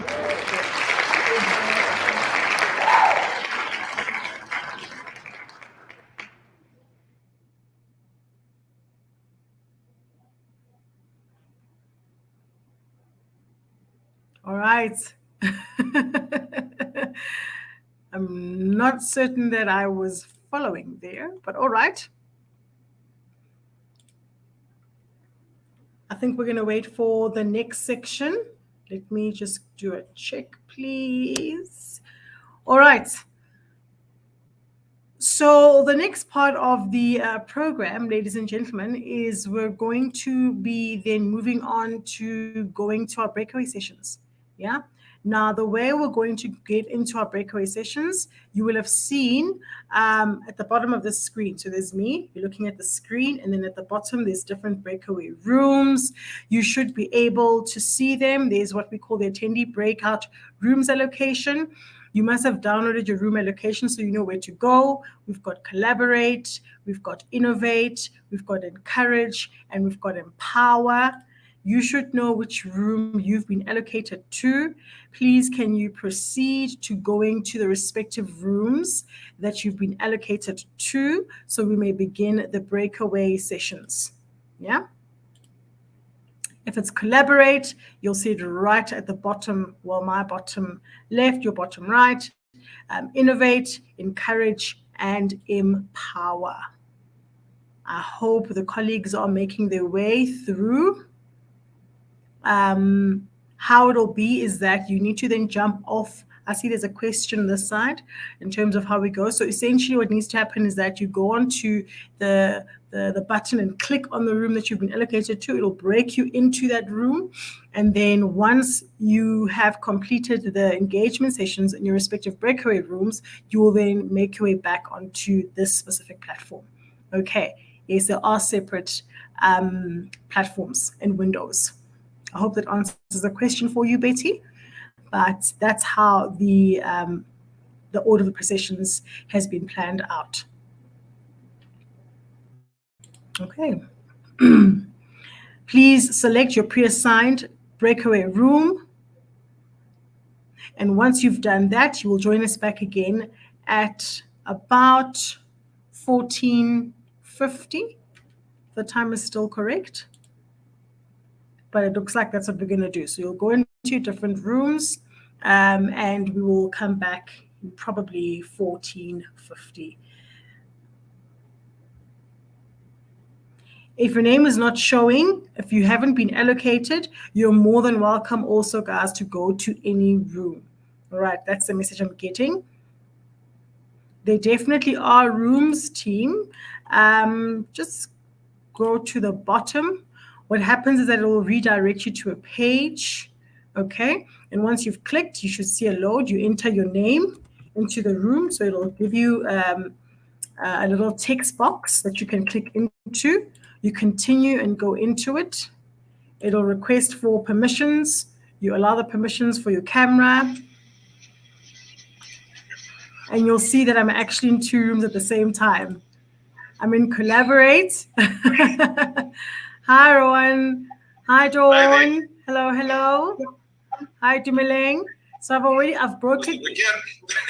Let me just mute this. All right. So what I've done, ladies and gentlemen, is that I've actually broken into one of the rooms. I was in Collaborate, and you should all stream into it one by one. Okay. You're more than welcome to go in there now, but I was just walking you through the process. You click on the button, and then you enter your name. You allow for the permissions for your mic and for your camera, and then you should find yourself in the respective rooms.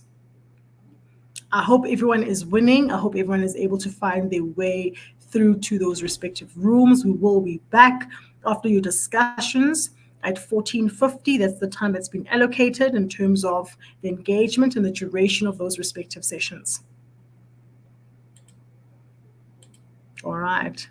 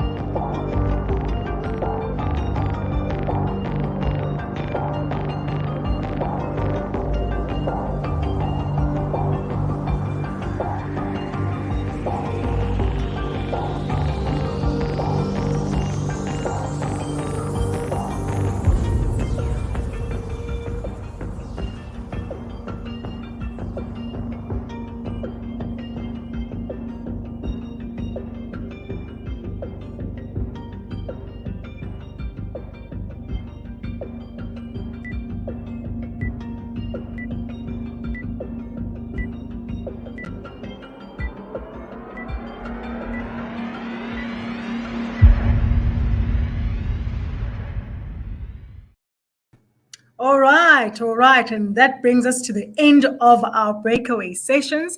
Ladies and gentlemen, welcome back to the Vodacom Education Ecosystem Workshop. I trust you guys had lots of fun engaging your respective breakaway rooms. I kind of toggled in and out just to check that everybody was still in there. You will have noticed that we did collapse one of the rooms, room 4, to become one room. Okay, so we had essentially collaborate, we had innovate, and then I think we actually had to collapse. It was empower, right? Empower and the fourth one basically as one because of, I suppose, the attendance. So, and it is in that fashion that we're going to be anticipating feedback from the respective representatives of the different breakaway rooms. But before we do that, what we would like to do first is play a little game. And the reason why we do that is because, right, there's been lots of discussions, there's been lots of concentration and concerted effort. So we want to do a little bit of mind massaging and play a game, yeah? And so the game we're going to be playing now is the puzzle game. So what happened earlier initially is that you played the right game, but I had the wrong screen on my side. So that's why there was a little bit of confusion. But to rectify, you're going to be playing a puzzle game, yeah? And pretty much the same convention as what we did earlier on. You're going to be true to form, scrolling to the bottom of the screen. Yeah, you should be familiar with this by now, where you see the play now. And essentially what you're going to be playing is a puzzle game. And I need you to then click on the icon with a question mark above the pop-up to see what picture you're trying to solve for. Yeah, it's difficult for you to solve for the game if you're not able to see the full picture. Yeah, what does Steve Covey say? Start with the end in mind. So you must see the end picture before you can start putting together the puzzle pieces. So I think without any further ado, before we get the feedback, maybe the team can assist me with plonking on the screen the puzzle piece so that the colleagues are familiar. And as you can see, there is the end picture. Your job in the shortest time possible or allocated, you need to then put those pieces together, and the person that solves it the quickest will be eligible for a prize. A reminder once more that you will only get the announcement of the winners at the end of the program.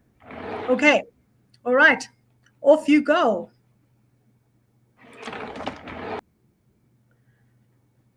All right. And I do believe that the allocation is precisely 30 seconds. Yeah, okay. Is that the end of our 30 seconds? It looks like it. It looks like it because I'm back onto the main screen. Fantastic. We will be announcing the winners at the end of the program for all those who were the quickest and participated. Okay, so what we do now is we're going to be requesting feedback from the respective representatives from the different breakaway sessions. I have in my running order the following rooms.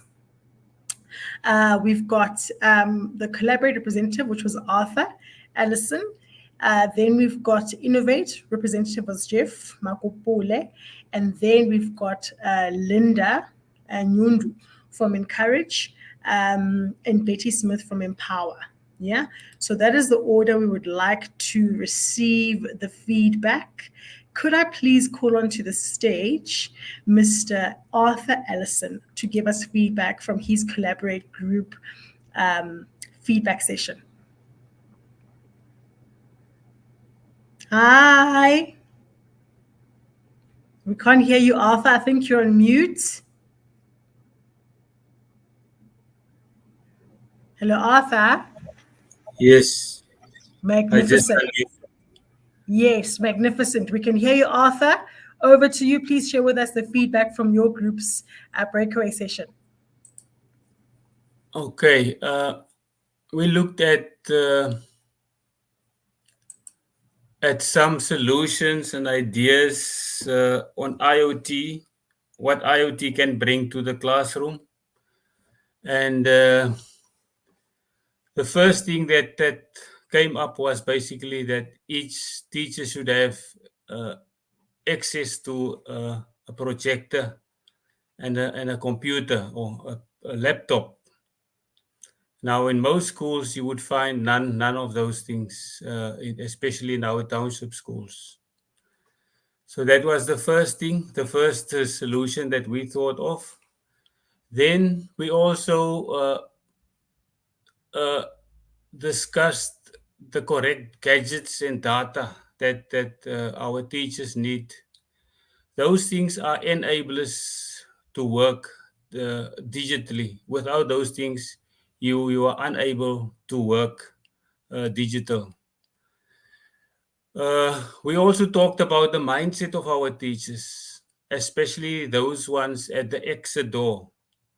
You know, they keep on saying we only have so many years left, but we need to find ways to motivate them and to get them to use the equipment that they have.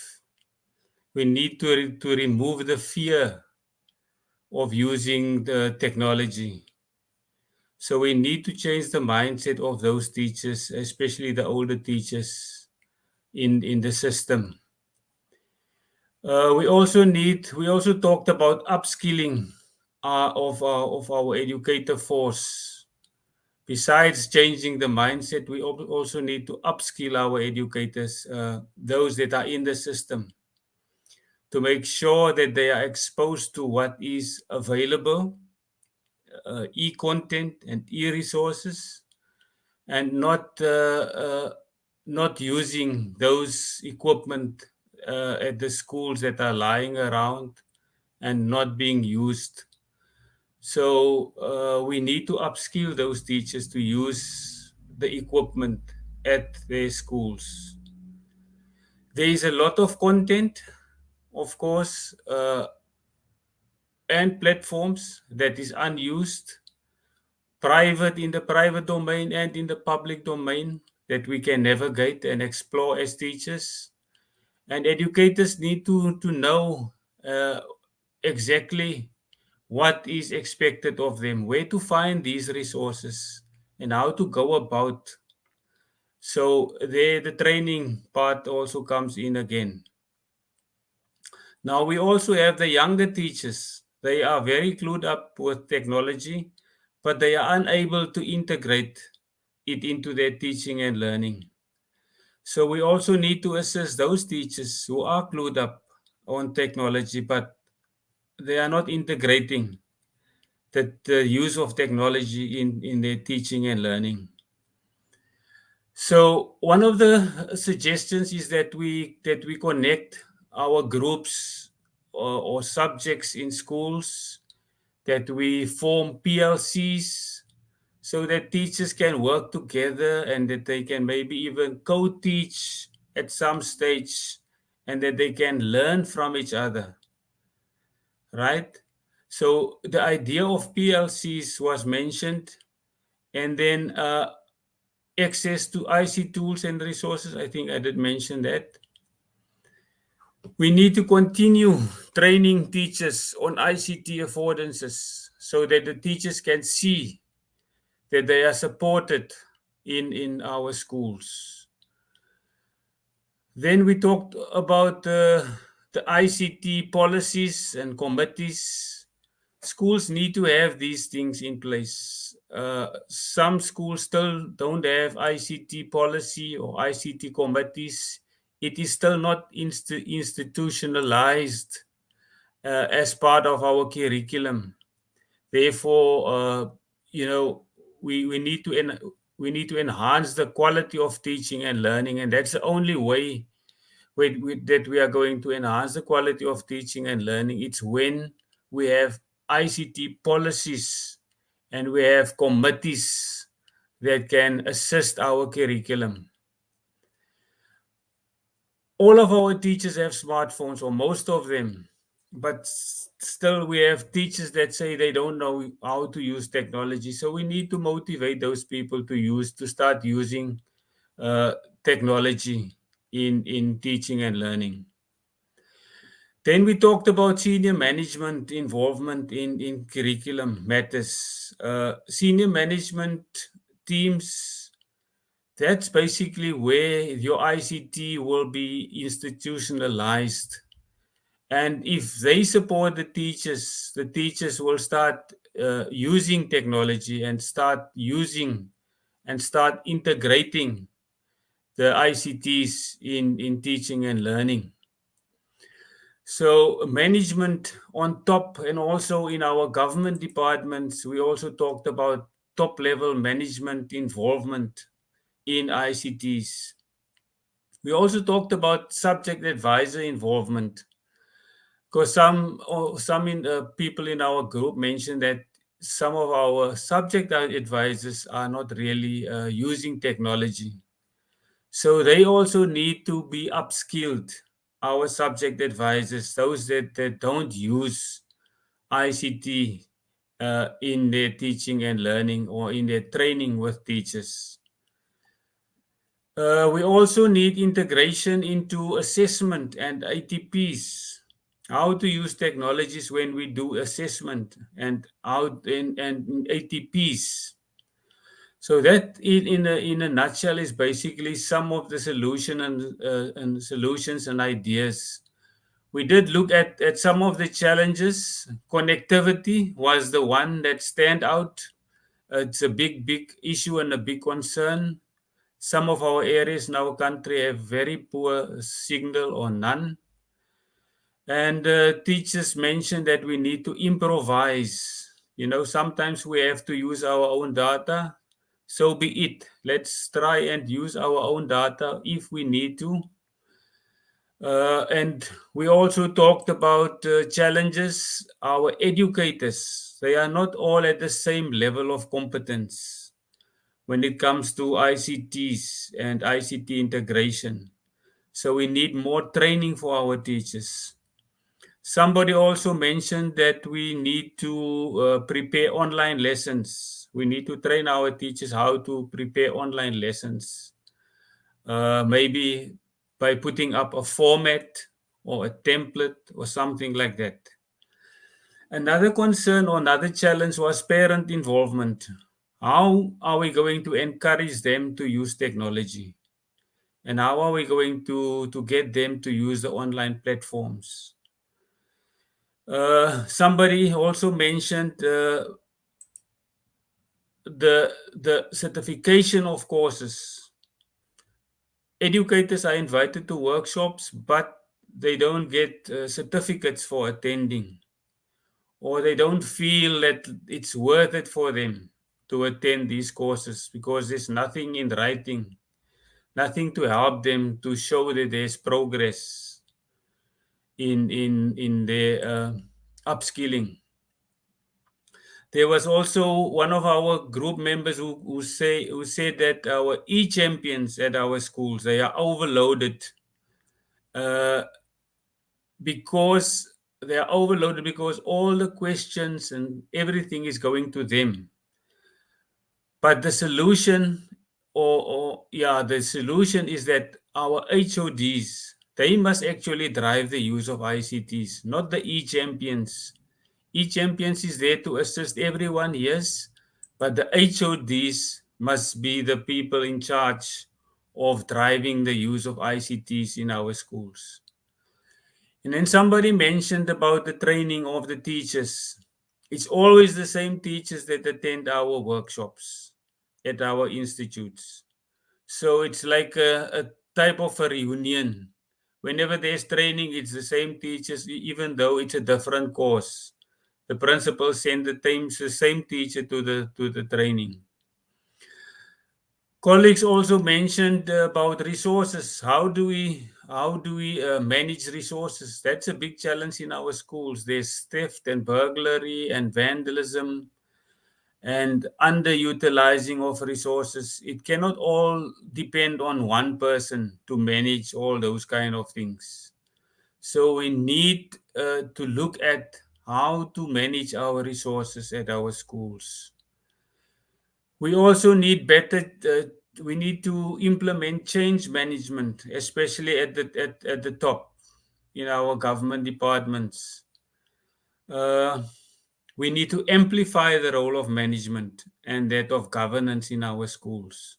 That is basically what it boils down to. It should be made a policy that there's a budget for every schools. There's a budget for ICTs in all our schools, right? And then some of the strategies that was mentioned, it's all of us' responsibility, not only a few at the school, but it's everybody's responsibility to embrace and to capacitate and to train our teachers. And there was also mention of our rural areas. They shouldn't be left behind. And maybe our local government departments should intervene. Okay. And then training in general, it was mentioned that it shouldn't be a once-off thing, a rush thing. There should be a continuous career path or a path of training, so that teachers know that, okay, in this instance, we are following a certain path of training, not just a once off and then you don't see them again. That's all from my side.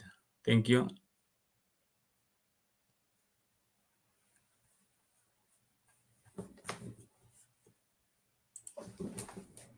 I think that was pivotal feedback. I like a lot that some of the suggestions that came from your IoT and solutions oriented discussions. And I do hope that the discussions will set in motion the beginning of the realization of some of those very great solutions, and trying to encourage, the attendance, the upskilling, the transfer of knowledge and skills between the younger teachers who are technology literate, infusing it with teaching. I'm really, really impressed with the level of just awareness and engagement by the schools and the representatives and the principals. Thank you so much, Arthur, for that feedback. Much appreciated. Thank you. All right. That was Arthur representing the Collaborate Breakaway Room. Next on the list, we then have Jeff Makopole, who is going to give us feedback from the Innovate Breakaway Room. Jeff, could you please come onto the stage?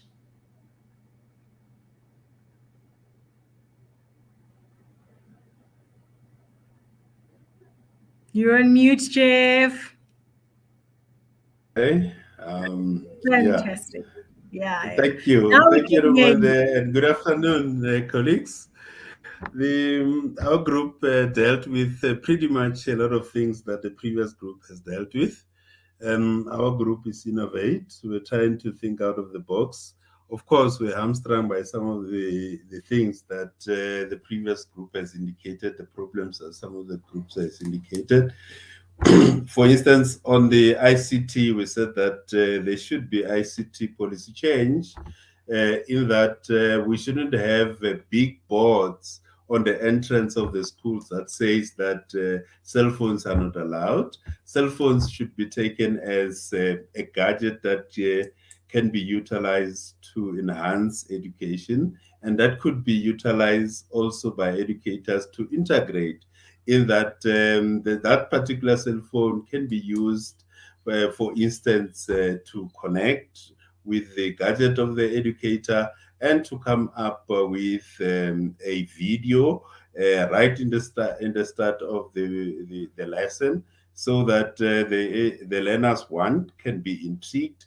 Two, the knowledge of the learners can be knowledge level on a particular subject can be looked at. So that's one idea which is very important. But of course, most importantly, we need to have the mindset change at the level of the school, at the level of the education department.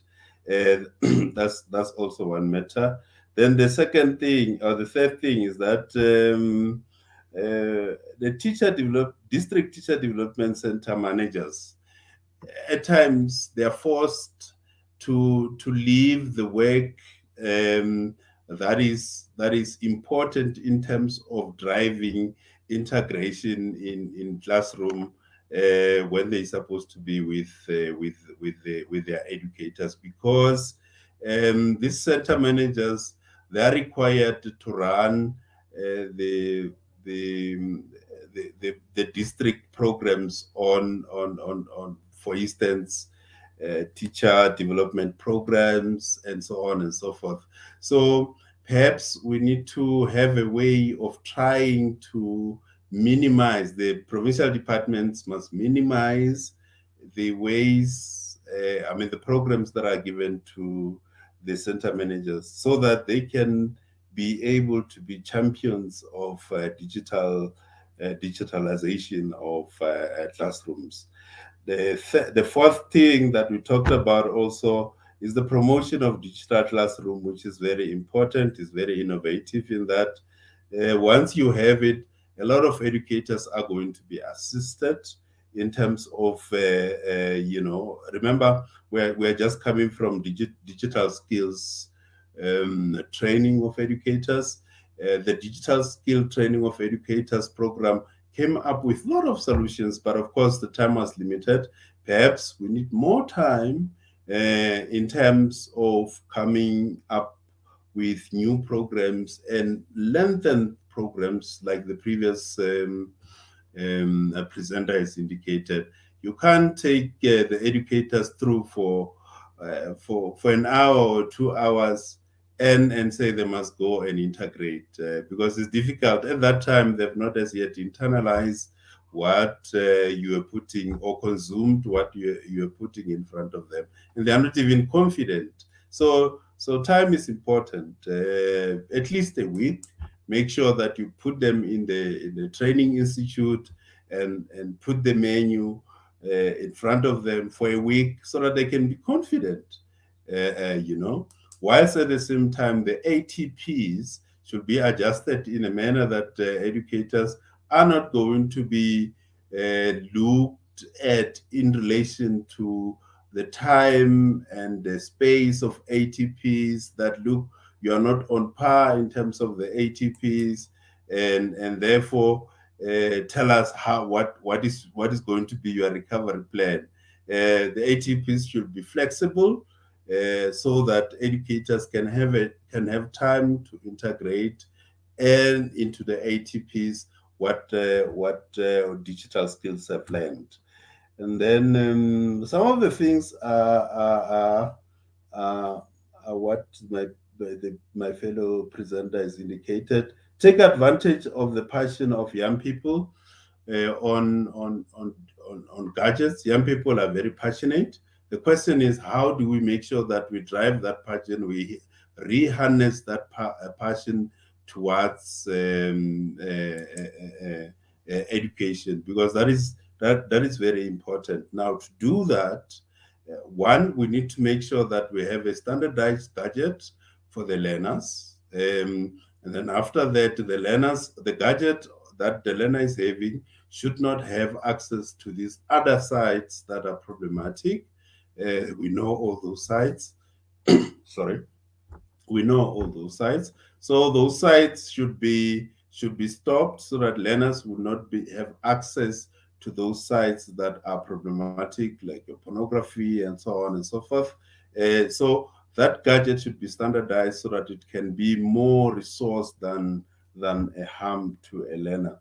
DBE should come into play here by making sure, by causing the provincial departments to implement what must be implemented in terms of integration of ICT in the classroom, because we can see all the time when we meet that, look, some provinces are ahead, whilst other provinces are still left behind. Take, for instance, the issue of Provincial Teacher Institute. Some provinces have gone ahead, while some provinces have not gone ahead.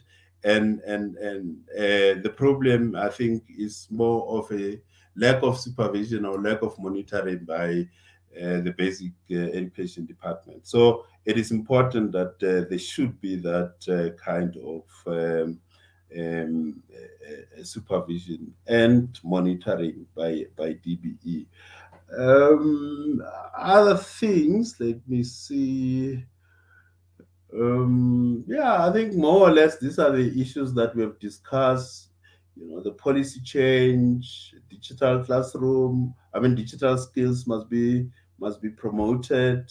The ATP, take advantage of the passion of the children when coming to technology, and some young educators, of course. Yeah, pretty much these are the issues that we have discussed. Of course, we struggled a little bit with the gadgets, and we're not able to move with speed in a manner that one would have loved to move with speed.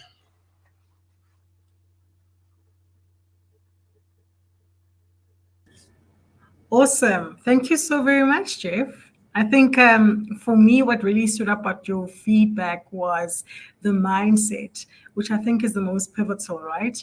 Because you can be equipped with the gadgets and the devices, you can have access to the internet, but if you're still very scared and reluctant to embrace, the technology and how it can make your life easier and teach easier, we still have a very long way to go. So thank you for that feedback, Jeff. Much appreciated on your side.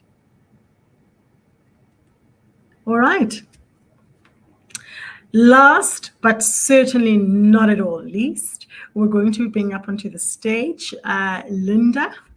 If Linda could please come up onto the stage. Linda Nyundu, who's going to be giving us feedback for both Encourage and Empower.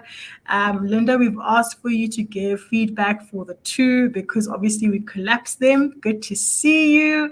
Love the lighting and the energy, and I look forward to your feedback. Over to you, Linda. Don't know if it's me. Good afternoon, colleagues. This is Linda. The topic of the group was the impact of ICT in our classroom.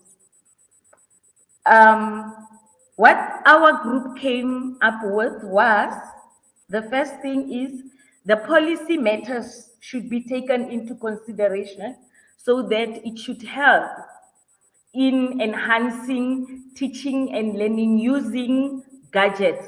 So if there is no policy in the school that says to educators, for each and every lesson that you are making, there should be at least a part where you integrate ICT. So this is going to help with the impact. The ICT will also help from teacher-centered learning to learner-centered, because now the teachers will be using the gadgets that are there in the school. A teacher will no more talk and using the chalk. Whatever topic that they will be dealing with will be on the gadget. It's either the laptop or the tablet, meaning the teacher will only be there to facilitate, and the learners will be the ones coming up with the objectives. Another matter is the environment of the school should cater for ICT. I heard one of the groups saying, Mr. Jeff saying, the billboards should not, the school should not say cell phones should not be allowed, which says now, if the environment allows learners to come with cell phones and give them internet that is there in the school, this will also help a lot with integrating and with the impact, which will also help with communication of learners, and communication skills will also be improved largely if we integrate ICT. Another fact was volunteers should be training educators in the schools. So these volunteers, like we in the Northwest, we've got what we call e-cadres.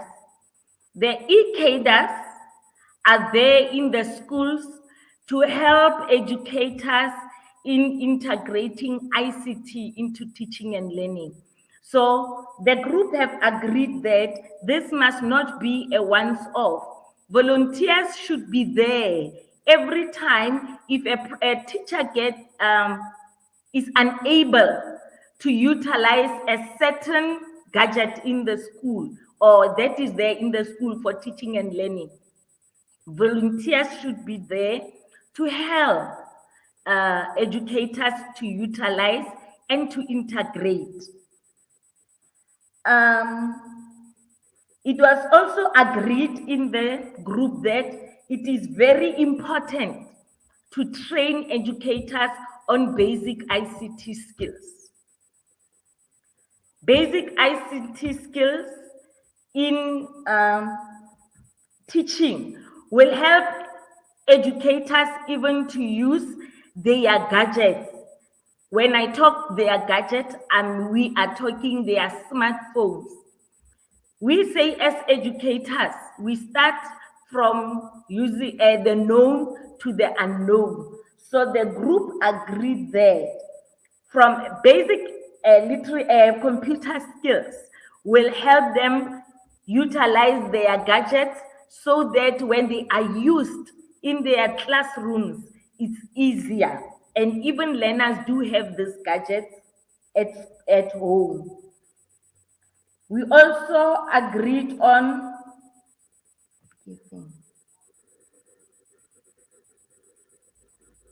basic ICT skills for all that we did talk about. So when we say basic ICT for all, we encourage the SMT to take the baton and run with helping educators to utilize the gadgets that are there in the school so that when learners are at home, they are also able to tell their parents to use the gadgets that they have, that is the cell phone, to access whatever they have taught them at their school, like Vodacom e-schools, where you can get videos. So if the teachers are able to post or to give learners homework from the Vodacom e-schools, this is going to force the parents to register and to use the site. That will help in communication also between parents and the school. I hope I've said all that the group has agreed upon. Also, changing the perception about ICT. They shouldn't say ICT, we can't implement ICT because we don't have gadgets. The little gadgets that they have, let them utilize them maximally so that it should help in introducing ICT into teaching and learning. Thank you. Fantastic. I love that. Thank you so much, Linda. I think from your group's feedback, I really love this idea of having a roadmap of going from the known to the unknown, because I think the common thread with everyone's presentation is how do we gauge where everybody is at in terms of their digital literacy? What do you know versus what the other teacher knows or what the other school knows in terms of their literacy and their journey? So I love that idea. And I think it will be a magnificent way to ensure that you champion ahead the learning and the progress for your respective schools. Thank you very much, Linda. Very well articulated. Appreciate that very much. Okay, so what we're going to do next, in fact, firstly, thank you everyone for your participation and the brilliant suggestions and ideas. I hope that the notes have been taken, because the intention is not just to share them for the sake, but obviously also to put plans together to actually do the execution of some of these suggestions. This does bring us to the end of our feedback sessions from the respective representatives from the breakaway sessions. What we're going to be doing now is that we're going to proceed with the next speaker on the agenda, and that is Senior Specialist for Education Projects, Mr. Vincent Munjainab. Can you please come up onto the stage?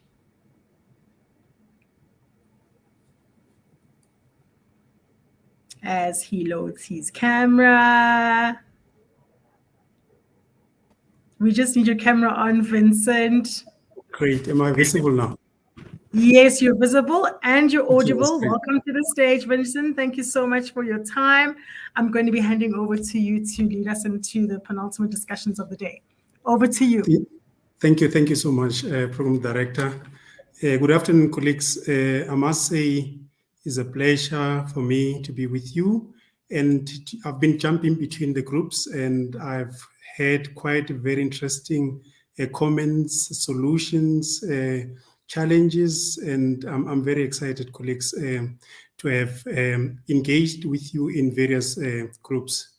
I must say, colleagues, part of what was important for me was the issue of access. Colleagues are acknowledging the fact that without access, there is nothing that we can do in trying to make sure that our learners are being offered quality education in terms of the innovation that ICTs are bringing in the classrooms. So colleagues are acknowledging the issue of access to say educators need to have access in the classroom.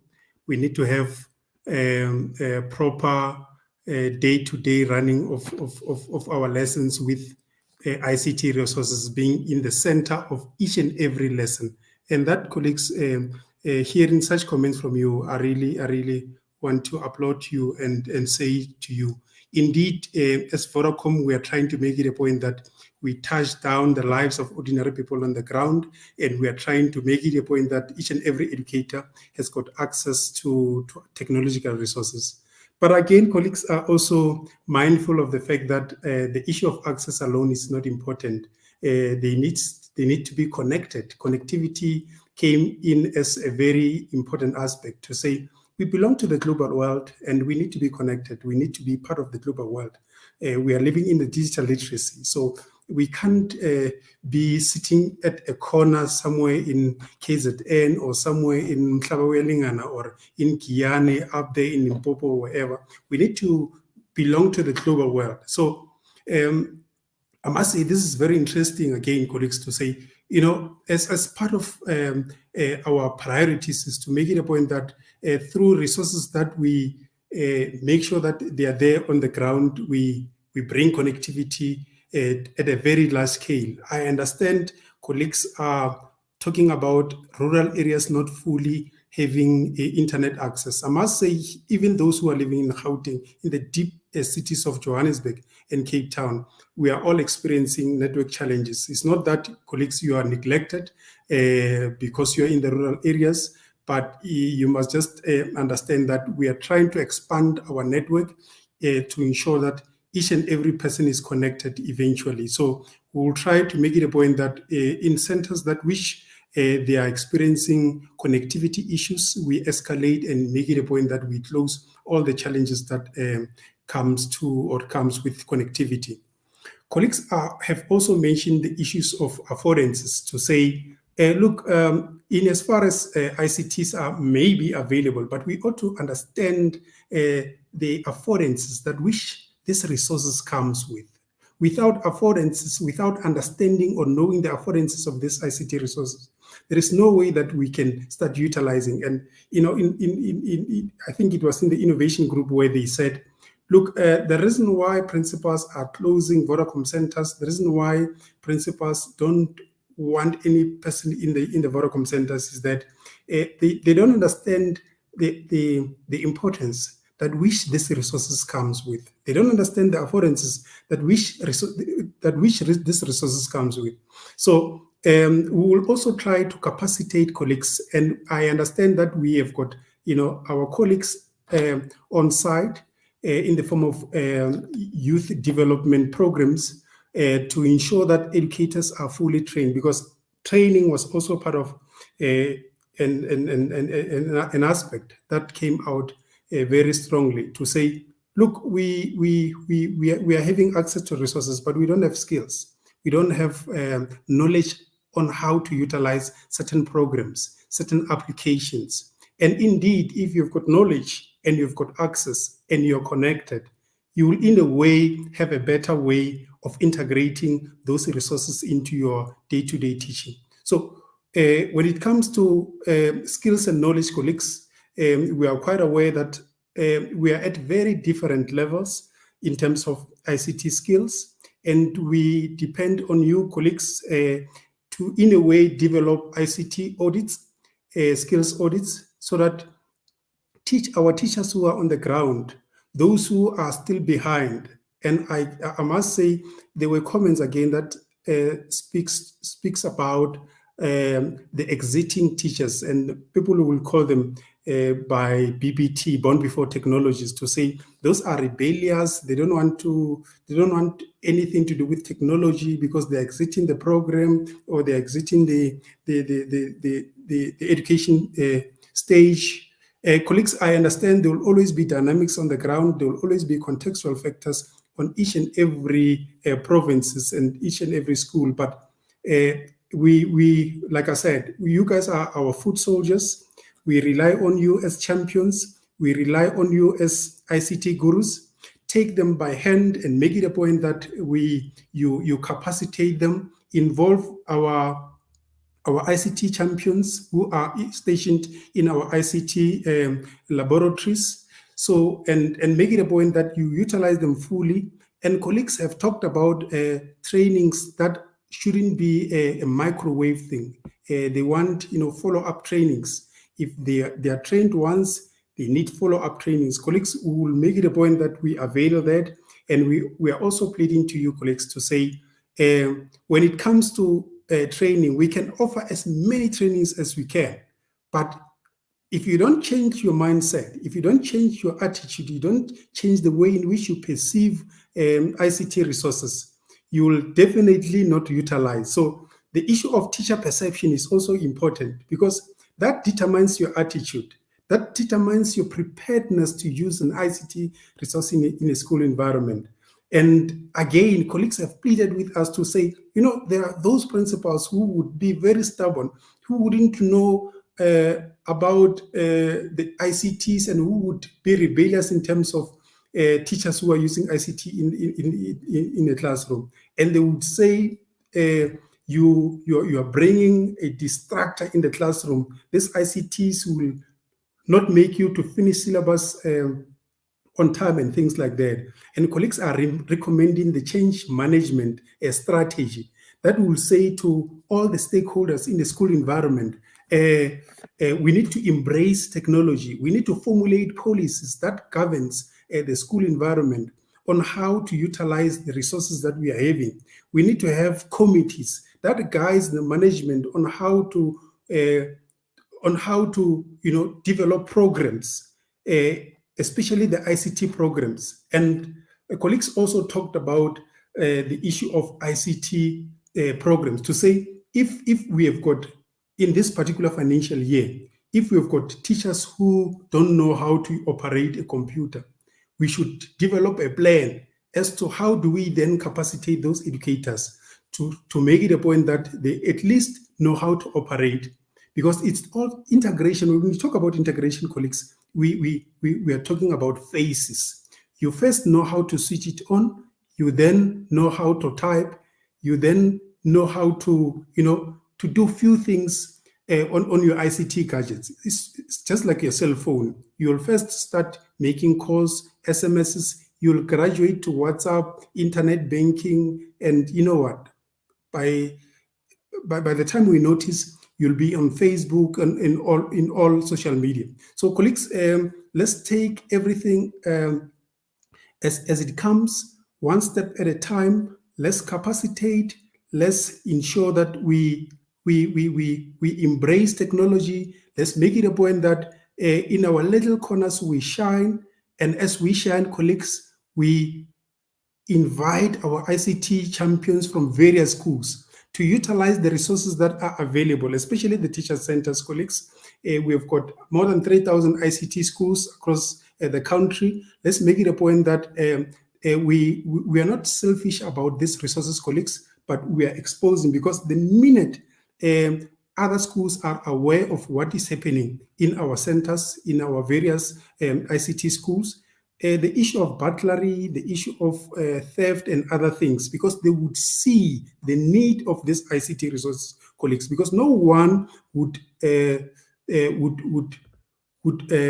damage something that would be important to him or her. So in a way, the minute we embrace, we capacitate, we empower, we bring everyone on board and we train on a larger scale.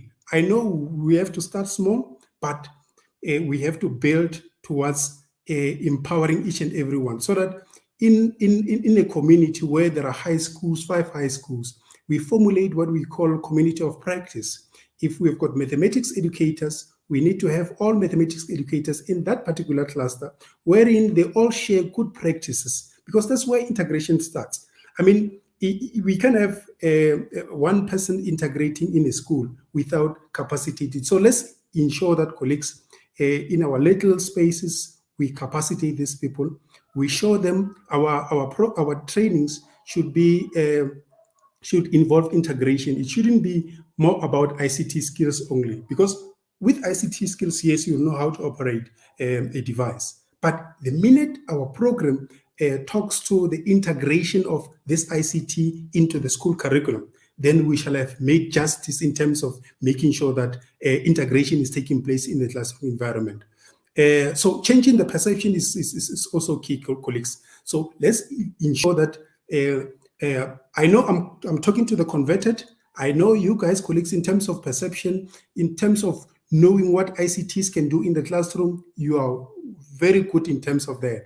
But I'm saying to you, I'm pleading to you, colleagues, Vodacom is availing resources. Let's make it a point that we touch lives, we connect with our fellow colleagues on the ground, we utilize the resources that are available. Of course, you've got access, you're connected, you know the ICT affordances, you've got good perceptions, you've got skills and knowledge, and you belong in the digital literacy. And you also, colleagues, I don't have any doubt that colleagues in here have got what we call the digital pedagogies. Because, colleagues, when I grew up in the days where, you know, I was taught two times two is 2 times 2 is 4. You know, I was taught in a behaviorist approach. So that era has passed. We are now in a digital age. So where we have to use the digital pedagogies, the art of teaching using a technology. So, and we are talking about the TPEC, the technological pedagogical content knowledge. And that is the knowledge that each and every educator has to possess. And we are saying, colleagues, let's ensure that that knowledge is instilled in us, because we are trying to breed a family or a community that which has got 21st century skills, a society that which can collaborate, can communicate, can interact, have got knowledge on how to comprehend, they can conceptualize better, they can think independently. And in that way, colleagues, we shall have done justice to this education program. Colleagues, I know, like I said earlier, there are contextual factors on the ground. In one of the groups, colleagues have talked about let's have a one approach as a country, wherein we don't have Gauteng and Western Cape doing their own things, shining in their own little corners.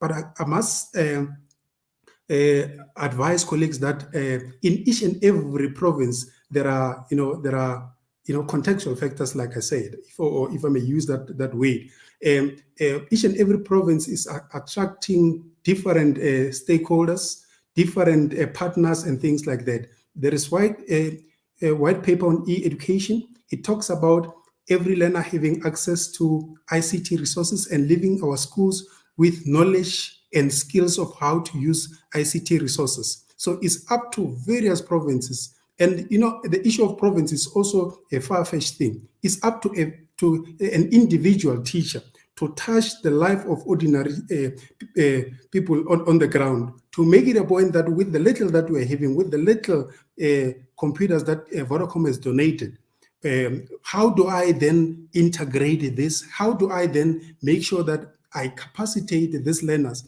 expose them to ICT resources so that they would understand when we talk about the conflict between Russia and Ukraine, when we talk about tornado, or when we talk about all these things that are happening around us, they at least have a picture because of these ICT resources. Because me and you, colleagues, we all understand that these ICT resources, they can bring so many opportunities to our children. So let's encourage our schools to start formulating policies, to start embracing and accepting ICT resources in the classroom.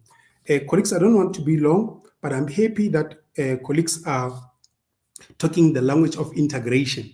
And I understand that we can't all be at an innovative level. We start somewhere, we start by adopting technology, we adapt to things before we can innovate. So as Vodacom, will try by all means to make it a point that we support you fully. The trainings that you colleagues are talking about will avail one-on-one training if it's possible. Some of you are comfortable with face-to-face training, colleagues. We'll try by all means under these conditions of COVID-19 to make it a point that we come down to your level to, in a way, capacitate you and not only microwave you through those trainings, but to take you by hand so that eventually you can be innovative educators. You can, in a way, be independent from us and start spreading your wings and shining in your little corner. With those words, colleagues, I want to give you a round of applause for participating in this program, because in this program we educate, we empower, we make sure that we share, all the important things, all the, the strength and the challenges and all those things, because it is through communication and collaboration that lives become so easy. I know I've been talking about a behaviorist approach being a product of a behaviorist approach, but again, in me, there is also that a behaviorist aspect, because I believe in, I believe in seeing the results. I believe in, empowering, because that's basically what the behaviorist would follow. Try to instill so that eventually the results will be positive. So colleagues, I don't want to waste more time. I think I've covered most of the things that you guys have touched on. And I must say, we are here to support you. We are here to make a mark. We're here to connect you to the global world. We are here to make it a point that you're not frustrated. We are here to support you, so we won't leave you behind, colleagues. You are never alone. We are with you. Thank you so much. Thank you so much, Vincent. And I think what's important about what you've said is mindset.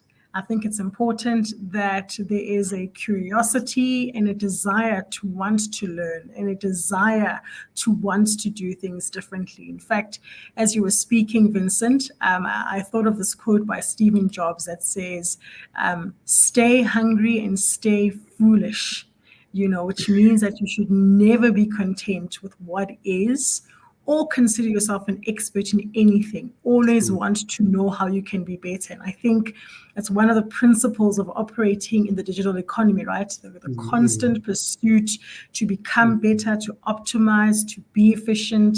If you've got that mindset, then you've got the right citizenship to be a member of the digital economy. Thank you very much, Vincent, for that. True. It's all here. It all starts in the mind. Absolutely, 100%. Attitude is also altitude, so 100%. Exactly. Thank you so much, Vincent. Okay, thank you so much. Thank you, guys. So this brings us to the end of our program. Can you believe how time just flew by? But as I had promised earlier on, when I opened up the program, we said we would definitely be announcing the winners games that we had played. Thank you to everyone who participated and stretched themselves. Some of you are quite new to this platform, but you definitely made an effort and you definitely went outside your comfort zone. We really appreciate that. So what I'll be doing is I'll be announcing the winners for the different games that we played. please note that for the photo booth prizes, those will only come through tomorrow. So the winners for that specific activity will be announced tomorrow. But in the interim, and specifically for right now, we're going to announce the winners for today's games. And the winners are, drum roll. All right, so specifically for the word search, the winners are on the screen. We've got Pule Madela, we've got Stefan Paulus, I hope I'm saying it correctly, and we've also got Nomakosazana Majola. Yeah, those are our winners. We've vetted them, we've checked. Those were the people who were able to log on to the game, find the answers the quickest or the words the quickest. Very well done to the word search winners. All right. Next is the memory game. So the memory game was the game we played next in terms of the matching of the pictures. And the winners are Zandile Masunula, Sipho Manyoni, and Bonyega Mpepe. Very well done to you guys for being the quickest, quick on your hands, and to see, I see your eyesight is magnificent. Well done, guys. Those are the winners for the memory game. And after the memory game, we did the puzzle game towards the end, where we had the picture and had to match. And the winners for that game are Annalisa Mtsolo, Pearl Malchas, and Vuzmuzi Sikoti.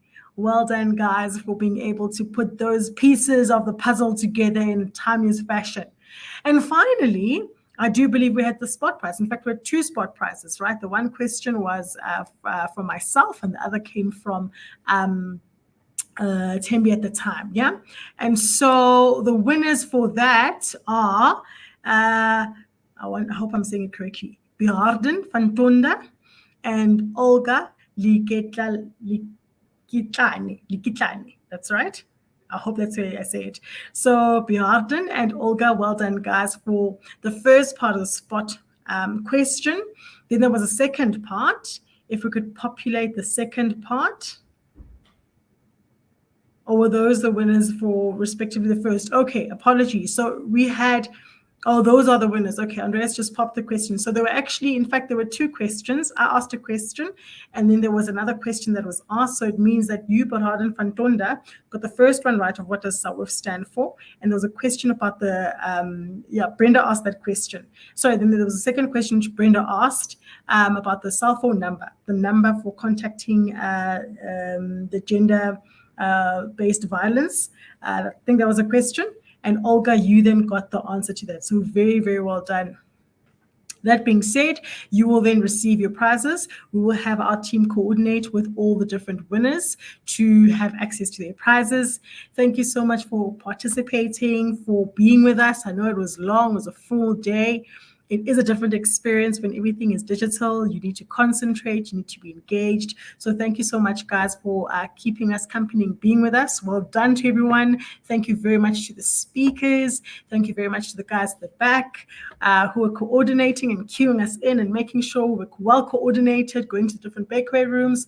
Sincerely appreciated. Have a fantastic, fantastic Tuesday. And I will see you guys nice and early tomorrow morning at 9 a.m. It's a bye from me for now.